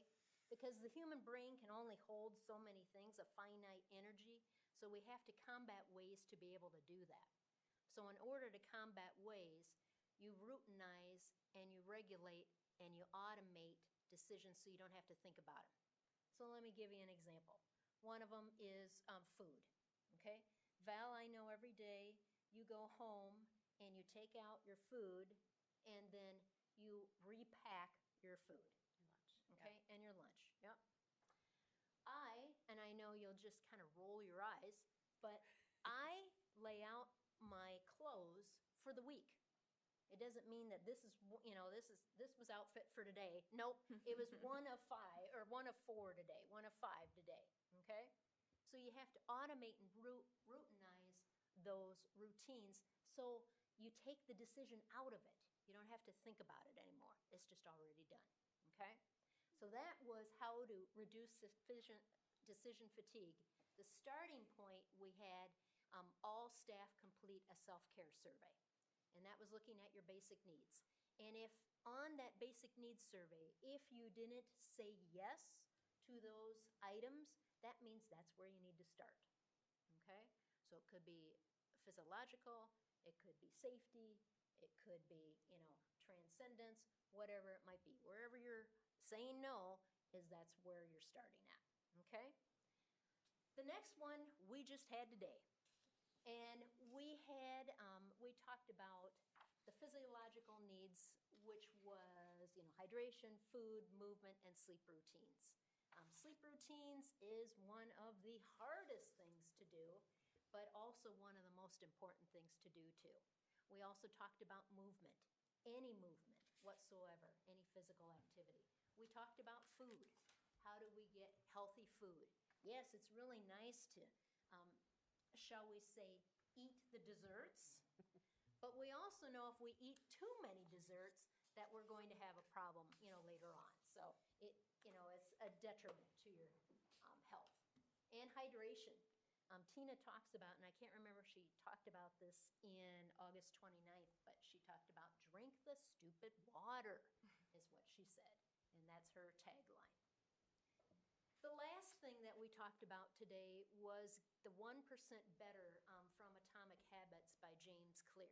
I don't know if you have been involved with that, but 1% better means 1% better each day. And you have, 365 days, but you're getting that 1% better each day. And you sure have some time to be able to kind of, slough off. So yes, I'm going to eat the dessert. Yes, I'm not going to go to sleep. I'm going to binge watch Netflix or whatever it might be. But the Atomic Habits allows us to be able to figure out how we get better each and every time in those small increments, okay? Coming up on February 17th is safety needs, and finally, April 21st is belonging needs. And we don't have those ready to go yet, but we will. Coming soon. Coming soon, that's right. Thank you, Liz. So I'll talk a little bit about Data and Assessment Committee. And I talked about it briefly earlier, we're utilizing the Panorama surveys and other data sources just to assess what our student needs are and our student perceptions. We feel like our student perceptions are very important with the work that we do with social emotional learning, and we want to make account for where we're at, where our climate is, where our culture is. And Panorama surveys, this is year 1 of our implementation for Panorama. We do have to have parental consent, which this year we were able to put that into registration process. So it was just kind of part of the procedures, which allows us to then do these surveys. And we've been working this year just to provide, I'm providing training to counseling, using the PLCs to analyze the data and facilitate those surveys. In February, our counselors will be presenting Panorama data to the staff at each building after we've had our second round of surveys go through. A little bit I could share with you about the surveys, what we're seeing so far. Amy, on the next slide, is district-wide, and this is without, I did include slides for you at the end of the presentation that I'm not going to really talk about tonight for time's sake. But the overall information, district-wide, emotional regulation is a set of questions that we ask, and that was identified as a key area of concern. 3 through 12 students, we scored exceptionally low. However, it's not inconsistent with national trends. So when you look at other districts in the nation that are also taking these same surveys, we are right on average with a lot of students, grades 3 through 12, and it just tells you that our students suffer with emotional regulation. Where we do want to highlight in our district is social awareness. That was kind of the next key area for improvement. And although our percentage was not as low, if we compare it nationally to where we were with other schools, we were extremely low compared to national. So self-management varied building to building. Some ranked as a higher priority for some schools, but it was an area district-wide for growth. But we do really, really well with supportive relationships and school climate. School climate was highlighted as a challenge, though, at the secondary level. And that is why it continues to kind of be an area that we address with our committee. Okay, and with that, I'm going to turn over to Matt for CPS. Thank you, Mal. So collaborative problem solving is one of the evidence-based approaches we bring in for some of our most intensive students. The foundation of collaborative problem solving is really kids do well if they can. And if they could do well, they would do well. So if they're not doing well, our job is not to make them do well, but our job is to understand what's getting in the way of them doing well. And by addressing that, to give them the skills so that when they have those demands put on them, they're in a position to do well. We've been working with collaborative problem solving since 2017. We've made quite a bit of progress. We are one of the state's leading districts in that work, as well as recognized across the nation for it. We have 3 different levels of training available. So one of our newer levels of training is that we've started offering it to parents. There's a parent skill building component. Woodbury has been leading the way in doing that, and we've had increased enrollment every time we offer it. In talking with Annelle, I know they're looking to offer it in Spanish next time, and they think that they'll get quite a bit of interest in that way. For our staff, there's a foundational part of the training and there's an advanced concepts to the training.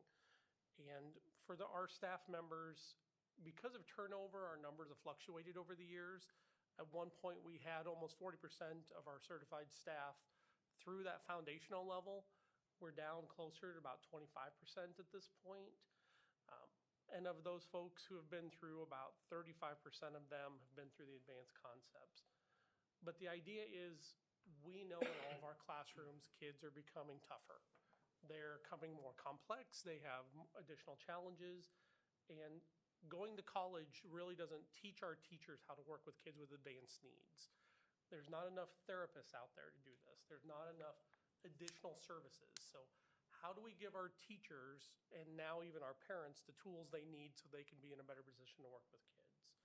And collaborative problem solving is the approach we've been utilizing to do that. That's all. Any questions? Questions? What's the participation rate of students doing these surveys? Right now, we're about between that 80 and 90% for those who have consents. I don't have data or statistics because we did not include non-participants in our pool for the survey. So the only ones who have access to the survey are those who have consent to take it. And depending on buildings, we're between that 80 and 90%. How often are you doing these surveys? 3 times a year. So we did a fall survey. We'll do a next survey. Will be in January, and then we'll do one in April as well. Are they the same questions or different questions each time? They are the same questions this year because we want to establish that baseline for our data.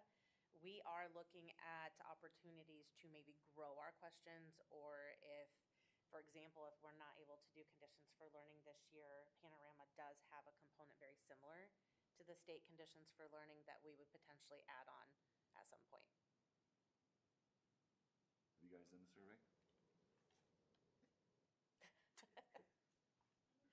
So for seniors, it's very interesting this year. For my schedule, I have one homeroom one day, and then I don't have homeroom the next day. So that's just how the schedule worked out. So I possibly could have missed it, but I know I've done surveys very similar to this, and I think maybe I did do it. I can't remember off the top of my head, but I do remember seeing this and filling out very similar surveys in the past. Yeah, so I have no home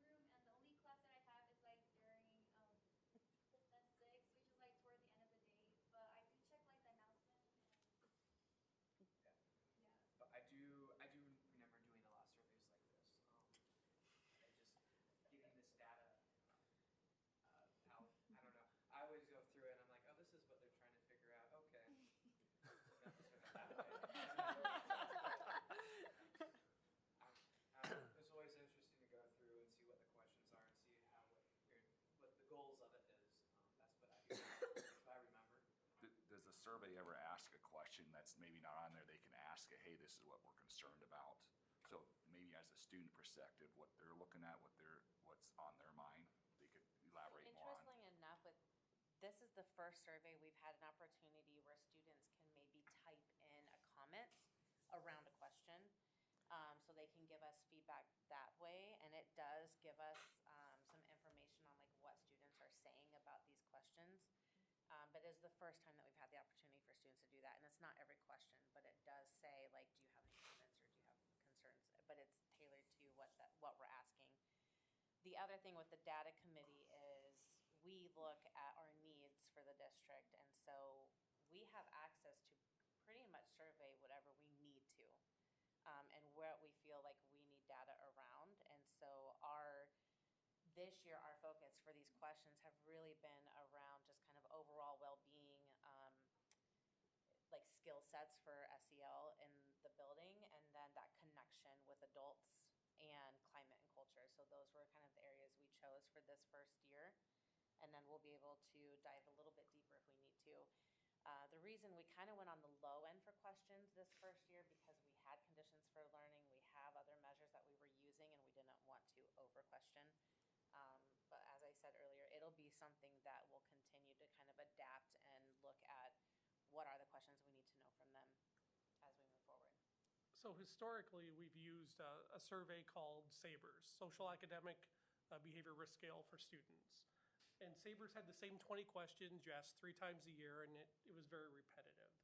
One of the things we really liked about Panorama is we get to pick the set of questions, and it lets us be nimble to our data. So we see an area that we need to spend more time in, we don't ask the same questions. We select questions for that area.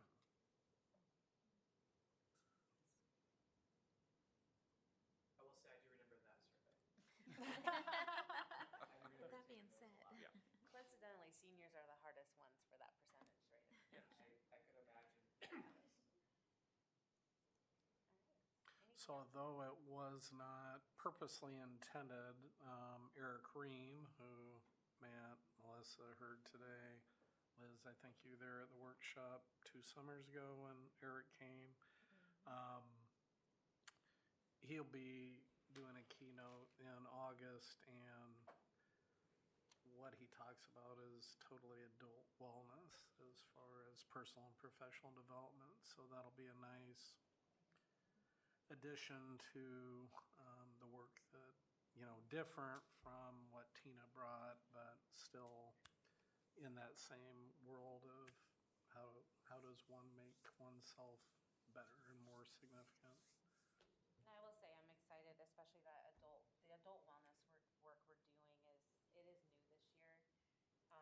The staff really did take well to Tina's message at the beginning of the year, and we're just very intentional that we didn't want it to be a one and done, not just hear a keynote and not bring it back. So we're having 4 sessions throughout the year where we're calling them micro PD sessions, and we're bringing it back and we're diving in deeper. And the response so far has been pretty. They really seem to resonate well with what we're learning, and so I look forward to continuing that journey and deepen the wellness of our staff. I think that's a very important component considering we hear so much of teacher burnout. And that has a lot to do with not being good with self. I mean, really. So thank you for that. You're right on. Tina talks about the difference between burnout and stress. Yeah. And in our conversation today about psychological, she said that, even though the stressors are gone, you have to literally physically move to remove the stress. And so, or the tension that builds up because of it. So, yeah, you're right on. Any other questions? Zach? I mean, you had a list. I just want to make sure you got them all? Yep. Got them all. Okay. Checked them all off. All right. Thank you, everybody. Thank you, guys. you.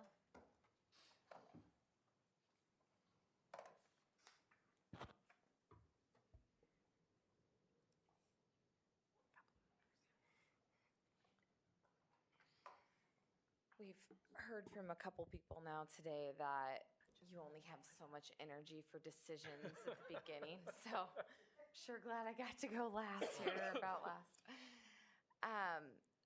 I'm coming to you because we've worked hard over the last almost 5 years that I've been here to develop standardized classrooms, standardized offices. What's the technology that we need and that best suits students in our instructional spaces, and then create replacement cycles for those so that they fit within a budget. So one of those things is staff devices. Staff devices were replaced early in 2021, so they will be over 4 years old coming this summer, 2025. So we're due for a replacement for staff devices. And that is not only just because we said arbitrarily 4 years, but because we know that many devices last about 3, and we try to push it to 4. Some people try for 5. We know our fleet right now is not intended for 5 years.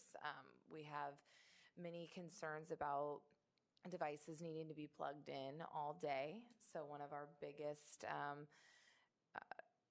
items that we looked for in a new device was a long battery life. Another thing is a readily available device. We look at price, we look at processor, we look at storage. So we really did an in-depth dive on several devices, and we had a couple in mind because we've been a PC shop forever, using Windows devices, or as long as I've known Marshalltown anyway. However, as we really looked into the PCs, a strange thing kept popping up that the PCs that were the quality that we would like were actually much more expensive than a really high quality Apple MacBook Air or MacBook Pro. I, in my previous district, managed MacBook Pros and Airs, and then in this one have managed PCs. As we were really looking, we were kind of surprised to see that the cost difference is almost $500, where the quality PCs were higher priced. And the one that we really like is a lot harder to get. We would take 6 weeks to get 30 computers. So I reached out to my contact at Apple, and we did quite a bit of research. Is everything that Marshalltown needs a device to do, can it be done on a Mac? Can it be done on a PC? What is better? And we really saw on many levels that the MacBook Air, specifically for staff, kept kind of rising to the top.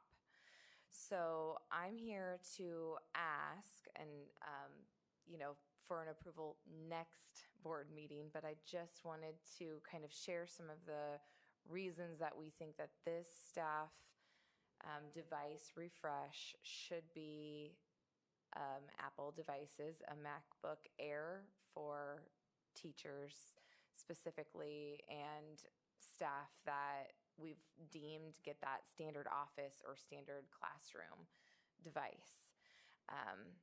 We believe that the battery life is better, the device availability is better, management issues regarding patch updates, processor quality, RAM availability, virus vulnerability, and then the quality of the device to hold up over 4 years is better in the Mac than the PCs.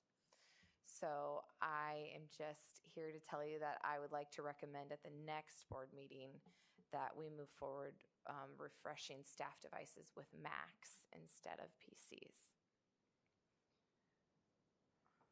Do you think there'll be an adoption curve for staff in changing?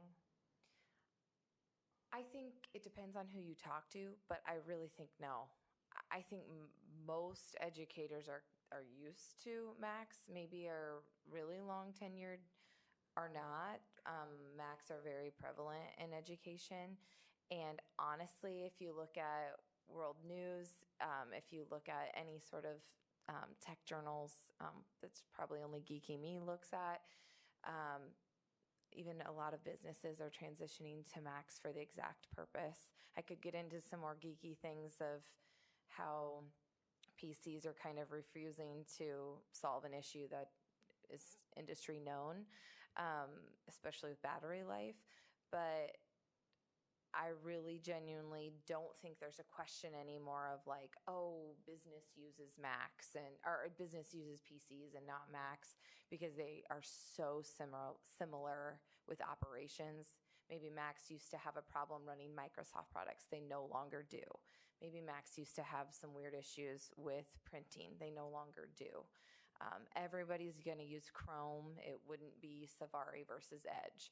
So truthfully, they might think they'll have an issue and then it just won't be an issue.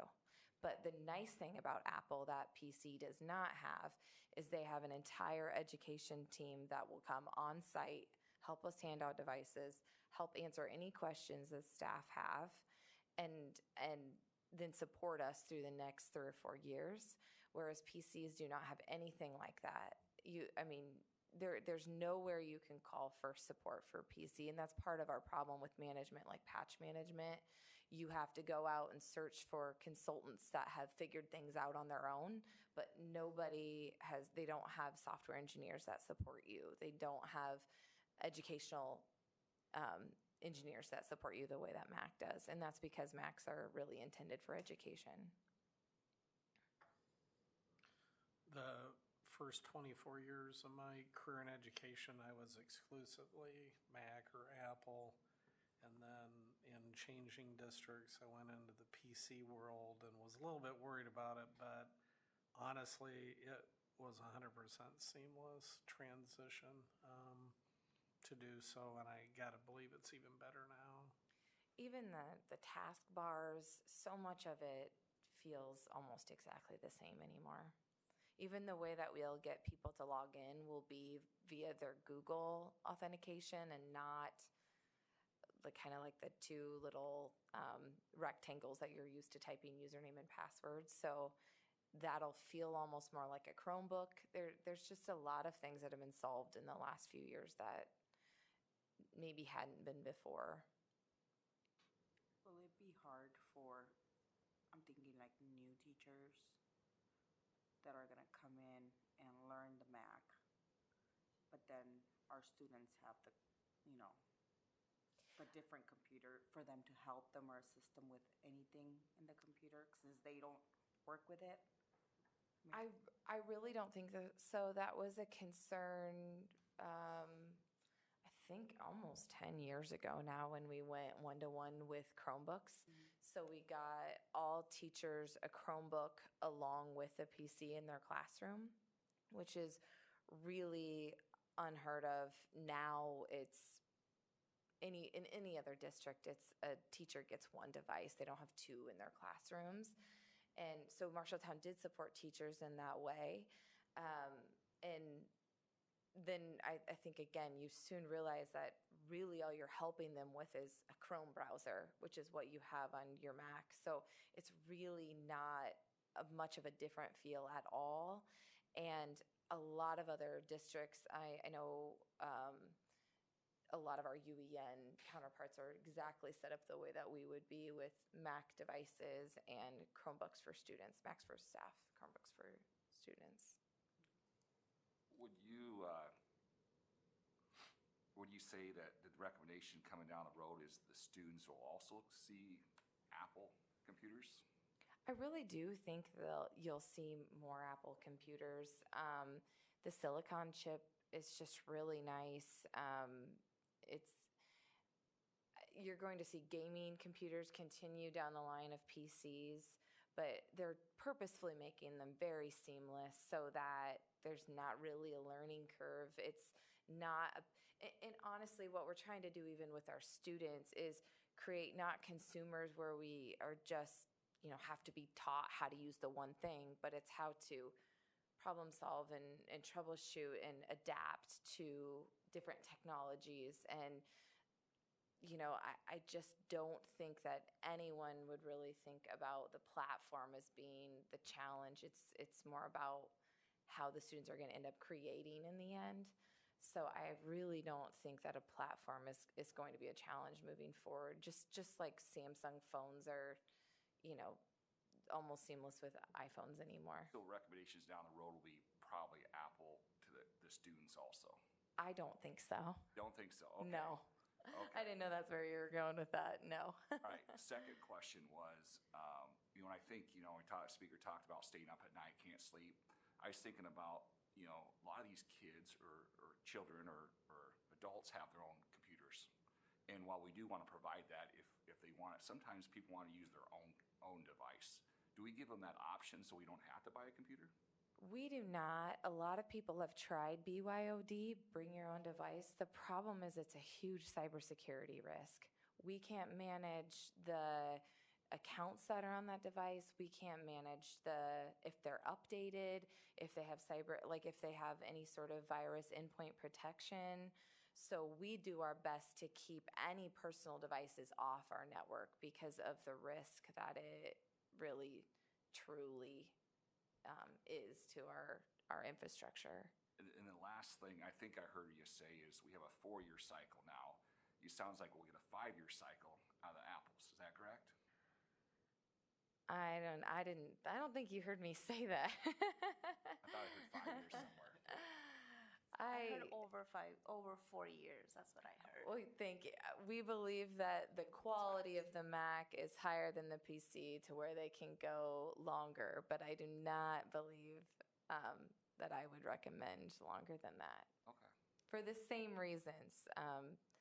If they can be updated, is it just a patch management or is it an entire platform update? There's a lot of different things that go into that because a lot of these companies sort of know that some of this has to be disposable because technology is moving so rapidly. So I cannot promise what's going to happen in 4 years. I think largely a number of years ago, especially with districts going to one-to-one, the decision to go Mac versus PC was largely based on cost point, and it was generally much more expensive to buy Apple or Macs than it was PCs. The flip side of that is I think most districts find that PCs are more labor intensive from a fix and repair and that sort of thing. So that hopefully would be a benefit of going this direction as well. The other major benefit is that a Mac holds its value. So, you say, will it go 5 years? Well, it probably would go 5 years, but the neat part about having a 4-year-old device is that it's still worth a lot at 4 years. So there's always buyback plans, and the sale that we could get on these it usually can get you between 40 and 50% of the original price. So I've seen them go for $300 or $400, $500 after they've been used for 4 years. So to have that asset at the end of 4 years is a really big deal, whereas PCs really aren't worth it. Would be selling something that that has no battery life, that these sorts of things. So it's kind of the difference between the old Equinox versus the Honda Pilot. Which one's going to hold the value at the end? I have a question. So right now we're really set up for PCs. Will there be costs associated with switching like our smart boards to Mac? No, and actually that's exactly what we tested all these for. So we bought 3 Macs, and we put them through a rigorous test to make sure that everything that we do can be done. So we have a plan to go forward with more new lines in the future. It's probably not the last time in the next few months you'll see me. And they can cast to our new lines. They can use USB-C to our new lines. They can really do anything. They can print to our copiers. They can go to our projectors if we still have projectors in certain buildings and areas. So they can do everything a PC can do with no major lift on our part.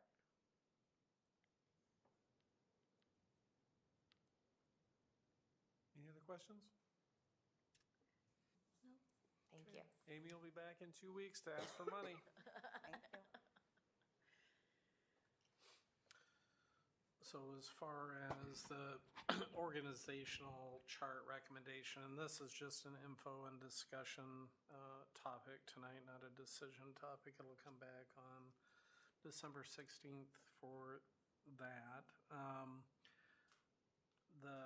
The advent of Matt's departure as our Director of Special Programs, Special Services, you know, as any cabinet level position, departure leads one to take a look at what the needs of the district are and the positions that are there administratively to serve them.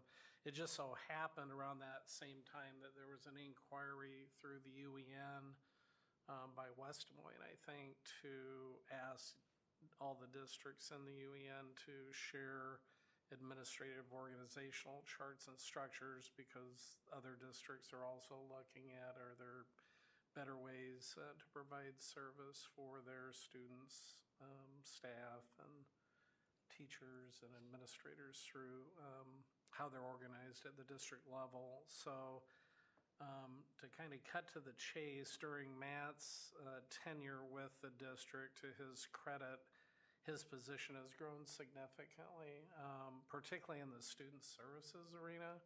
And you heard a part of it, not by, I mean, it was just coincidental that the SEL presentation was tonight, but I believe we're a model district for SELBH through Matt and Val's leadership in the state, if not certainly the country. And but in addition to that, there's a lot of other components. That position has historically been over the counselors, our nurses. It's been involved in the foster care category, and also our school resource specialists.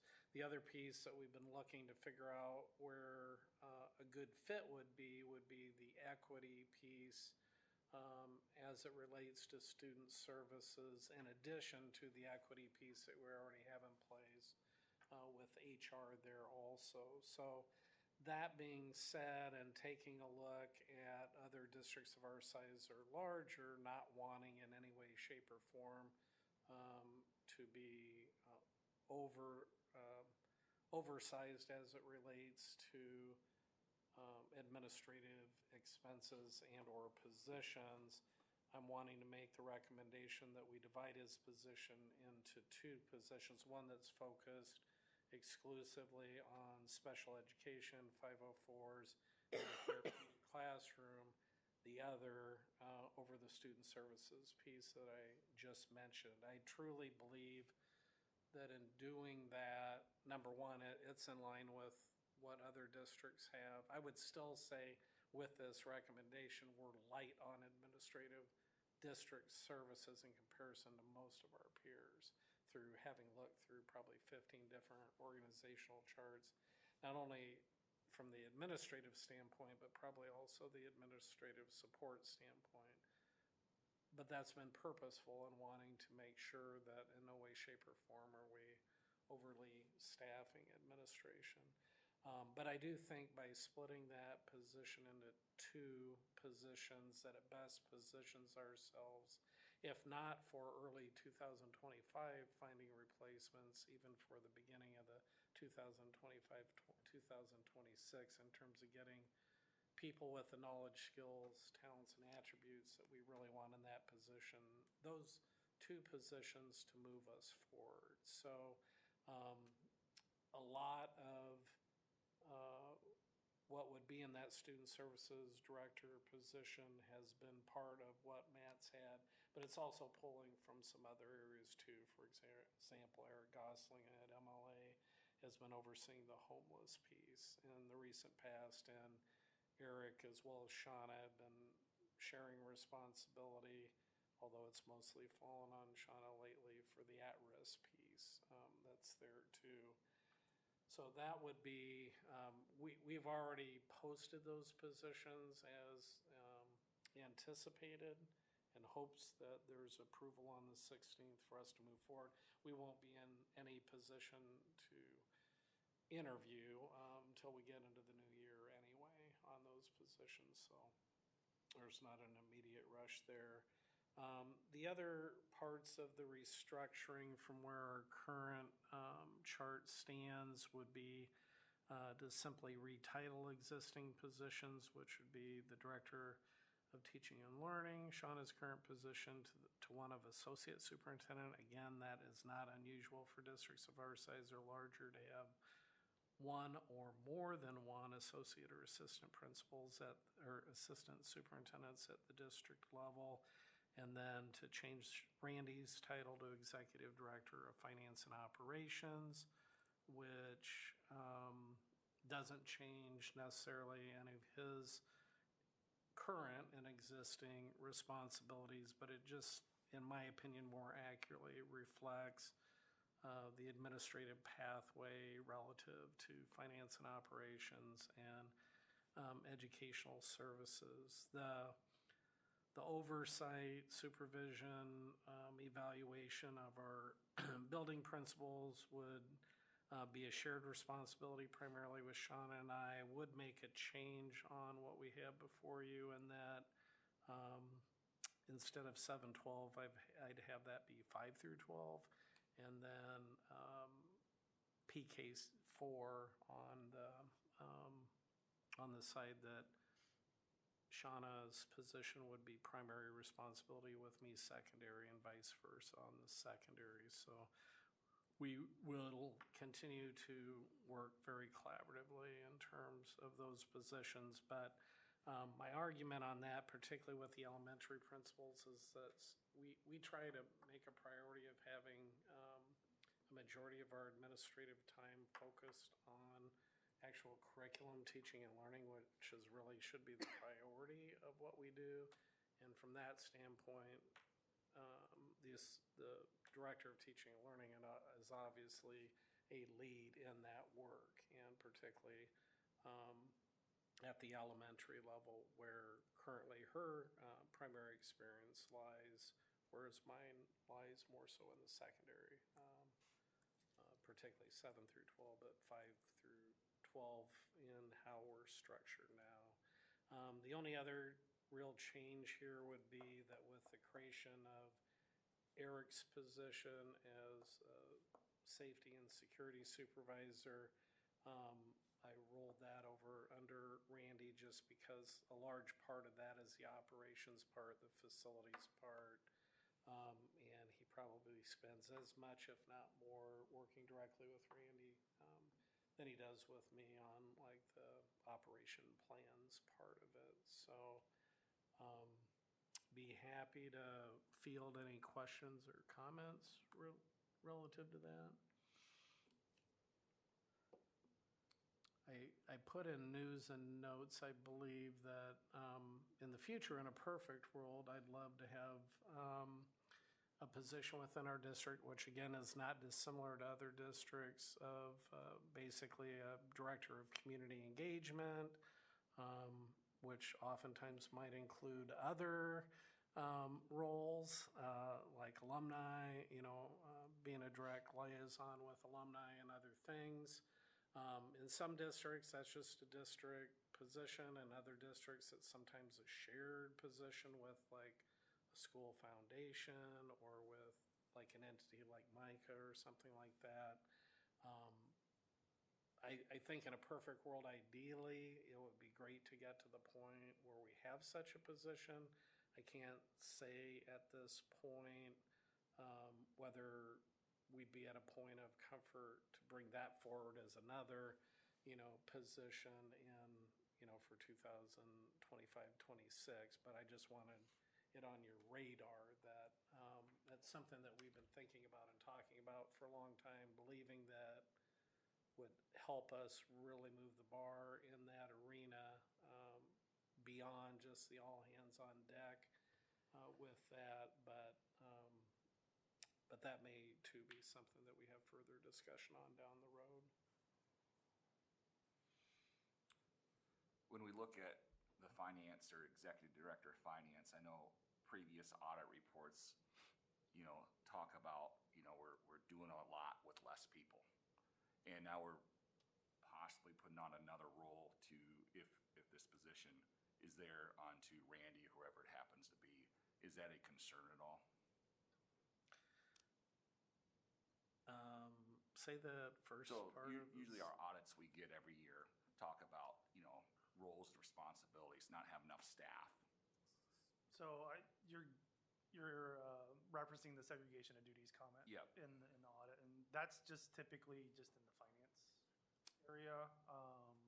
So while yes, there would be essentially an additional position added underneath me, it's separate from the finance piece from that audit. So short answer to your question would be, at least from my perspective, no, because there's not really any change in what's currently happening. So I don't feel that would add any additional stress. It's funny you mentioned that. The auditors actually did reach out to me last week before the holidays, and we're going through some processes right now to where that comment might actually be removed in the upcoming audit, but I haven't had a chance to deep dive into their questions yet to verify if the compensating controls that we've put in place is enough to remove that comment. Yeah, and I've yet to be in a district, whether it was a 3A, 4A, 5A district, that hasn't had that comment, because to have different people perform all of those functions is probably unrealistic from a financial standpoint in a district. However, usually what happens is you have an adequate number of highly qualified people serving those functions within the business office, and then oftentimes you might engage a few others within your organization, but maybe not directly in the business office to help with some of those checks and balances. But every year that we've had that comment, we've had the same conversation, and the auditors would generally agree that, to perfect world, that situation in a district is probably not too realistic with most school districts in terms of the number of positions that you would need beyond what you already have. So what I'm hearing from you is the grand scheme of things is, over time, you've, as the board and we've tried to right size what we have here, and we're actually doing more with less. Is that correct? Not from the standpoint, or for the admin side. It seems like I wouldn't say that we're doing more with less comparatively to other districts our size and larger. Yep. I think that would be a fair statement from an administrative or administrative support standpoint, but that's been probably by design. Like with Matt's position, to his credit, it's grown into what it is, which is, I think, would be very difficult for people to be willing to sign on to today. And I think part of it too is that I think you're needing people with somewhat different knowledge and skill sets for those two arenas. We have been fortunate, based on Matt's background and experience, that he's been able to handle that. But then again, as we think to the future and the challenges that have been inherent in any administrative position that we've tried to hire, I think this is our best course forward, to have our best chance to have a high quality person in each of those positions and provide them the attention that those deserve in our district. And we've got some unique needs because of our population, that whether it be in the at-risk realm or whether it be in the special education realm. I would say my main concern with this proposal is you're really taking a very flat organization and adding a lot of responsibilities onto different individuals that they don't have today, or at least not directly. I also have an issue with the associate superintendent title just in general, because I think that sends a signal to the community who maybe isn't well-versed in whatever org structure is typically in an education environment, to potential other candidates, to other individuals for future state. I think it would be different if we'd had that position for an extended period of time, but without having that position or title in the recent future, I don't feel like this is the right time to put a title like that into the organization. Yeah, and if you look back the last 30 to 40 years of this district, there's only really been 9 years that that position didn't exist, and it was with the transition of the last board and the last superintendent and the last person that was in the associate superintendent position. Again, I would respectfully disagree with the perception that that gives either historically or for the future. Anyone that's in that position knows there's not any more degree of certainty that if they wanted to, that they would become the next superintendent within the district. Because again, generally they're competing against other people that have been superintendents, and sometimes a premium's is put on that kind of experience. But I think for our organization and based on our past relationships, it's just really helpful for people, even at the district level, to know who the next go-to person is if a quick decision needs to be made in lieu of, for example, me not being available or something like that. And I feel extraordinarily comfortable having had the opportunity to work the number of years that I have now with Randy in 2 different capacities and Shauna, that those change titles are warranted for their current positions, regardless of what happens in the future beyond those positions. But I understand where you're coming from, and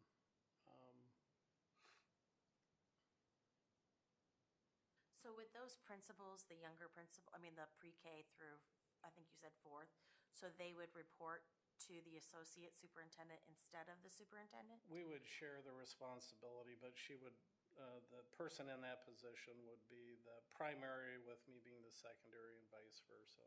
But we consult on all of that as it is right now.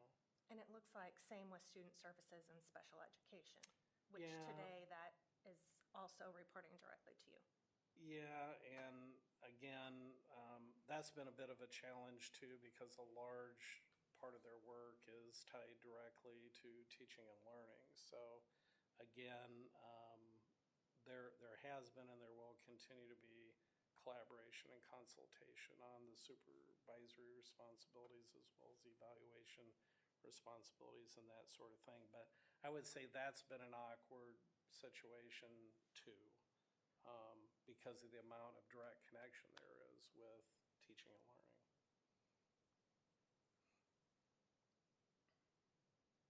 And our hopes moving forward that through this structure, there'll even be more collaboration than what there has been naturally because of that connection in the teaching and learning world versus 2 ships working parallel, to one another too. Not that there's been any problem or intentionality behind that, but I would say our current structure is lent towards that happening more so than it would otherwise.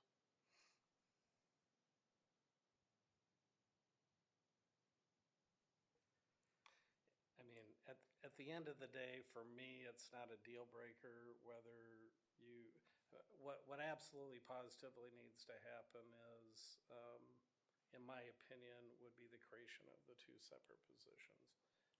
As far as the titles or changes in organizational structure, if the board were to be uncomfortable with that in any shape, form, that's not a deal breaker in this thing. But the thing that we really need to most immediately move forward with is obviously the advertisement and being able to hopefully hire high quality candidates in those 2 positions as quickly as possible, which our hope, which is not a good strategy, would be to find someone yet in this school year, but at least to be positioned to have the right people in those positions by 25, 26. So is there other information, other data that anyone would want to see relative to the draft org chart that would be helpful? I'd like to see how many other schools have associate superintendents. Okay. Just to kind of compare to see where we land with that. I would like to see the two decisions separated into two separate motions.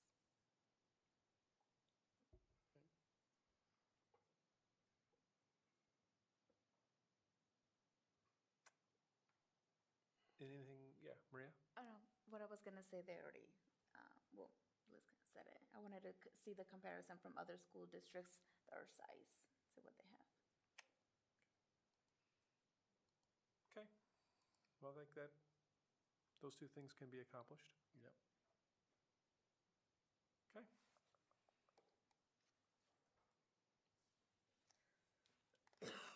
Randy?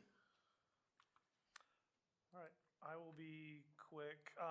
First off, I need to apologize. These next three items I'm going to talk about together, and I thought I had gotten this sent over for news and notes, but apparently I did not, so I apologize for that. So I will briefly go over this. This is our annual school budget review committee request. So each year, the Department of Ed submits a statewide class action spending authority request, so not cash, but spending authority. Request to the SBRC on behalf of all districts. There's three items that districts can request additional spending for. One is an increase in certified enrollment count from the prior year. Two is a current year open enrolled out students that were not on the prior year head count. And three, cost for providing instruction to English learner students that are being served beyond 5 years.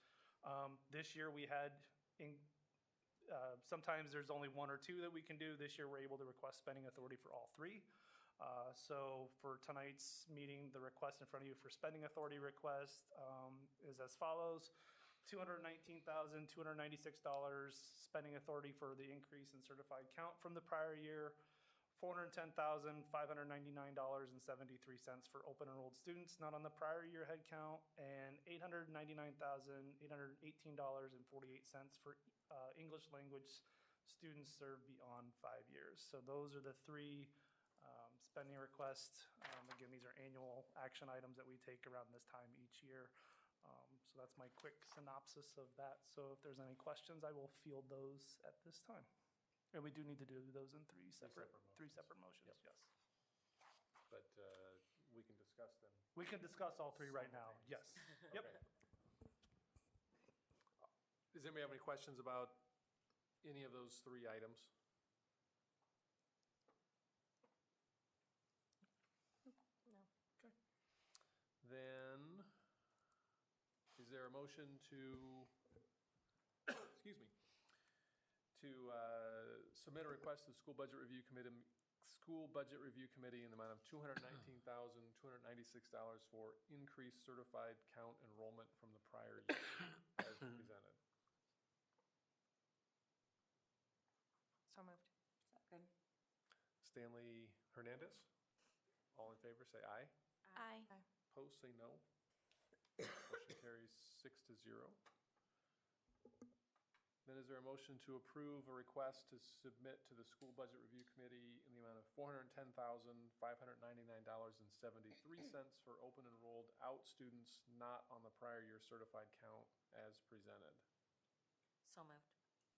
Second. Wise, Morales. All in favor, say aye. Aye. Aye. Opposed, say no. Motion carries 6-0. And then we need a motion to approve a request to the School Budget Review Committee in the amount of $899,818.48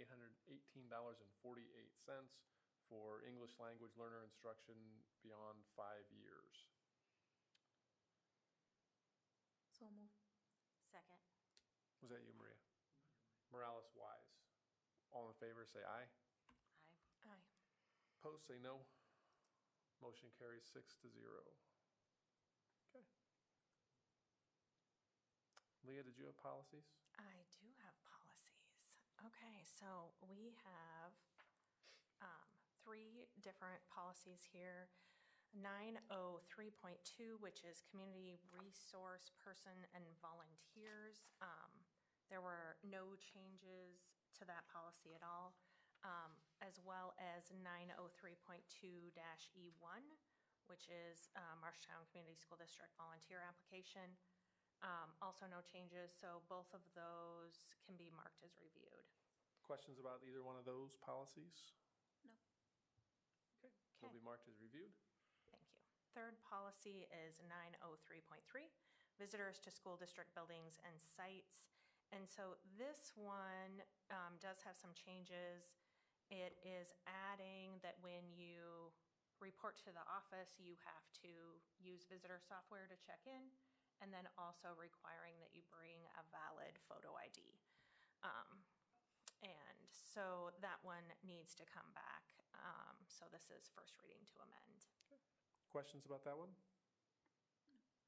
Okay, it'll come back. Thank you.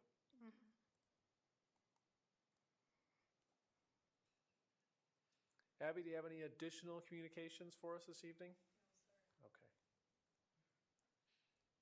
Okay. Reminders, Karina, you have initial review policies for the next meeting. The East Marshall Legislative Dinner is tomorrow night? Wednesday night. Oh, today's only Monday, isn't it? So we've got Sean, Liz, Maria, Leah, and Zach signed up for that as board members, along with Lay and Caitlin and Giselle will be attending, and then Randy, Jackie, Abby, and I will be there as well. So it's 6 to 8 p.m. on Wednesday at East Marshall High School, as it has been in the recent past. It's usually very good and somewhat entertaining. Those are two accurate ways to describe it. They're new. They've got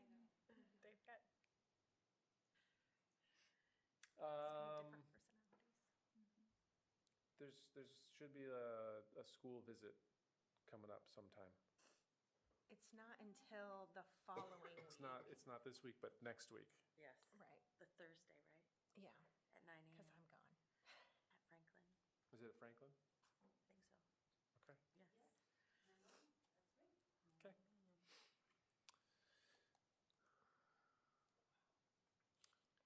Committee reports, any committee meetings since our last meeting? I'd be surprised what with Thanksgiving and everything else being in there, so, okay. Any items for any future agendas? Then, what have we done this evening to improve education for students in Marshalltown?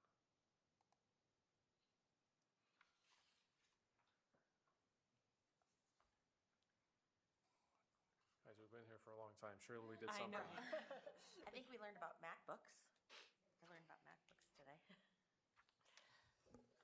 I guess I'll say it again. I really appreciate the presentations where we're hitting the mark on, our mission, which is personalized learning experiences for our students. So that's really exciting to hear. And then our, 4 schools that were recognized, right? That was pretty impressive. And the fourth graders, like their leadership, that was nice to see, and see their excitement and how they're, especially the presidential election, how since they're little, when I was in school, I don't think I remember, being involved that way, and I think it's pretty neat, because I think that will increase awareness, especially to those students that maybe for whatever reason their parents do not go out and vote, but they'll learn since they're little that it's something that they should do every election. And then we're doing a lot on the SEL side for teachers as well as students. So I liked seeing kind of that teacher perspective.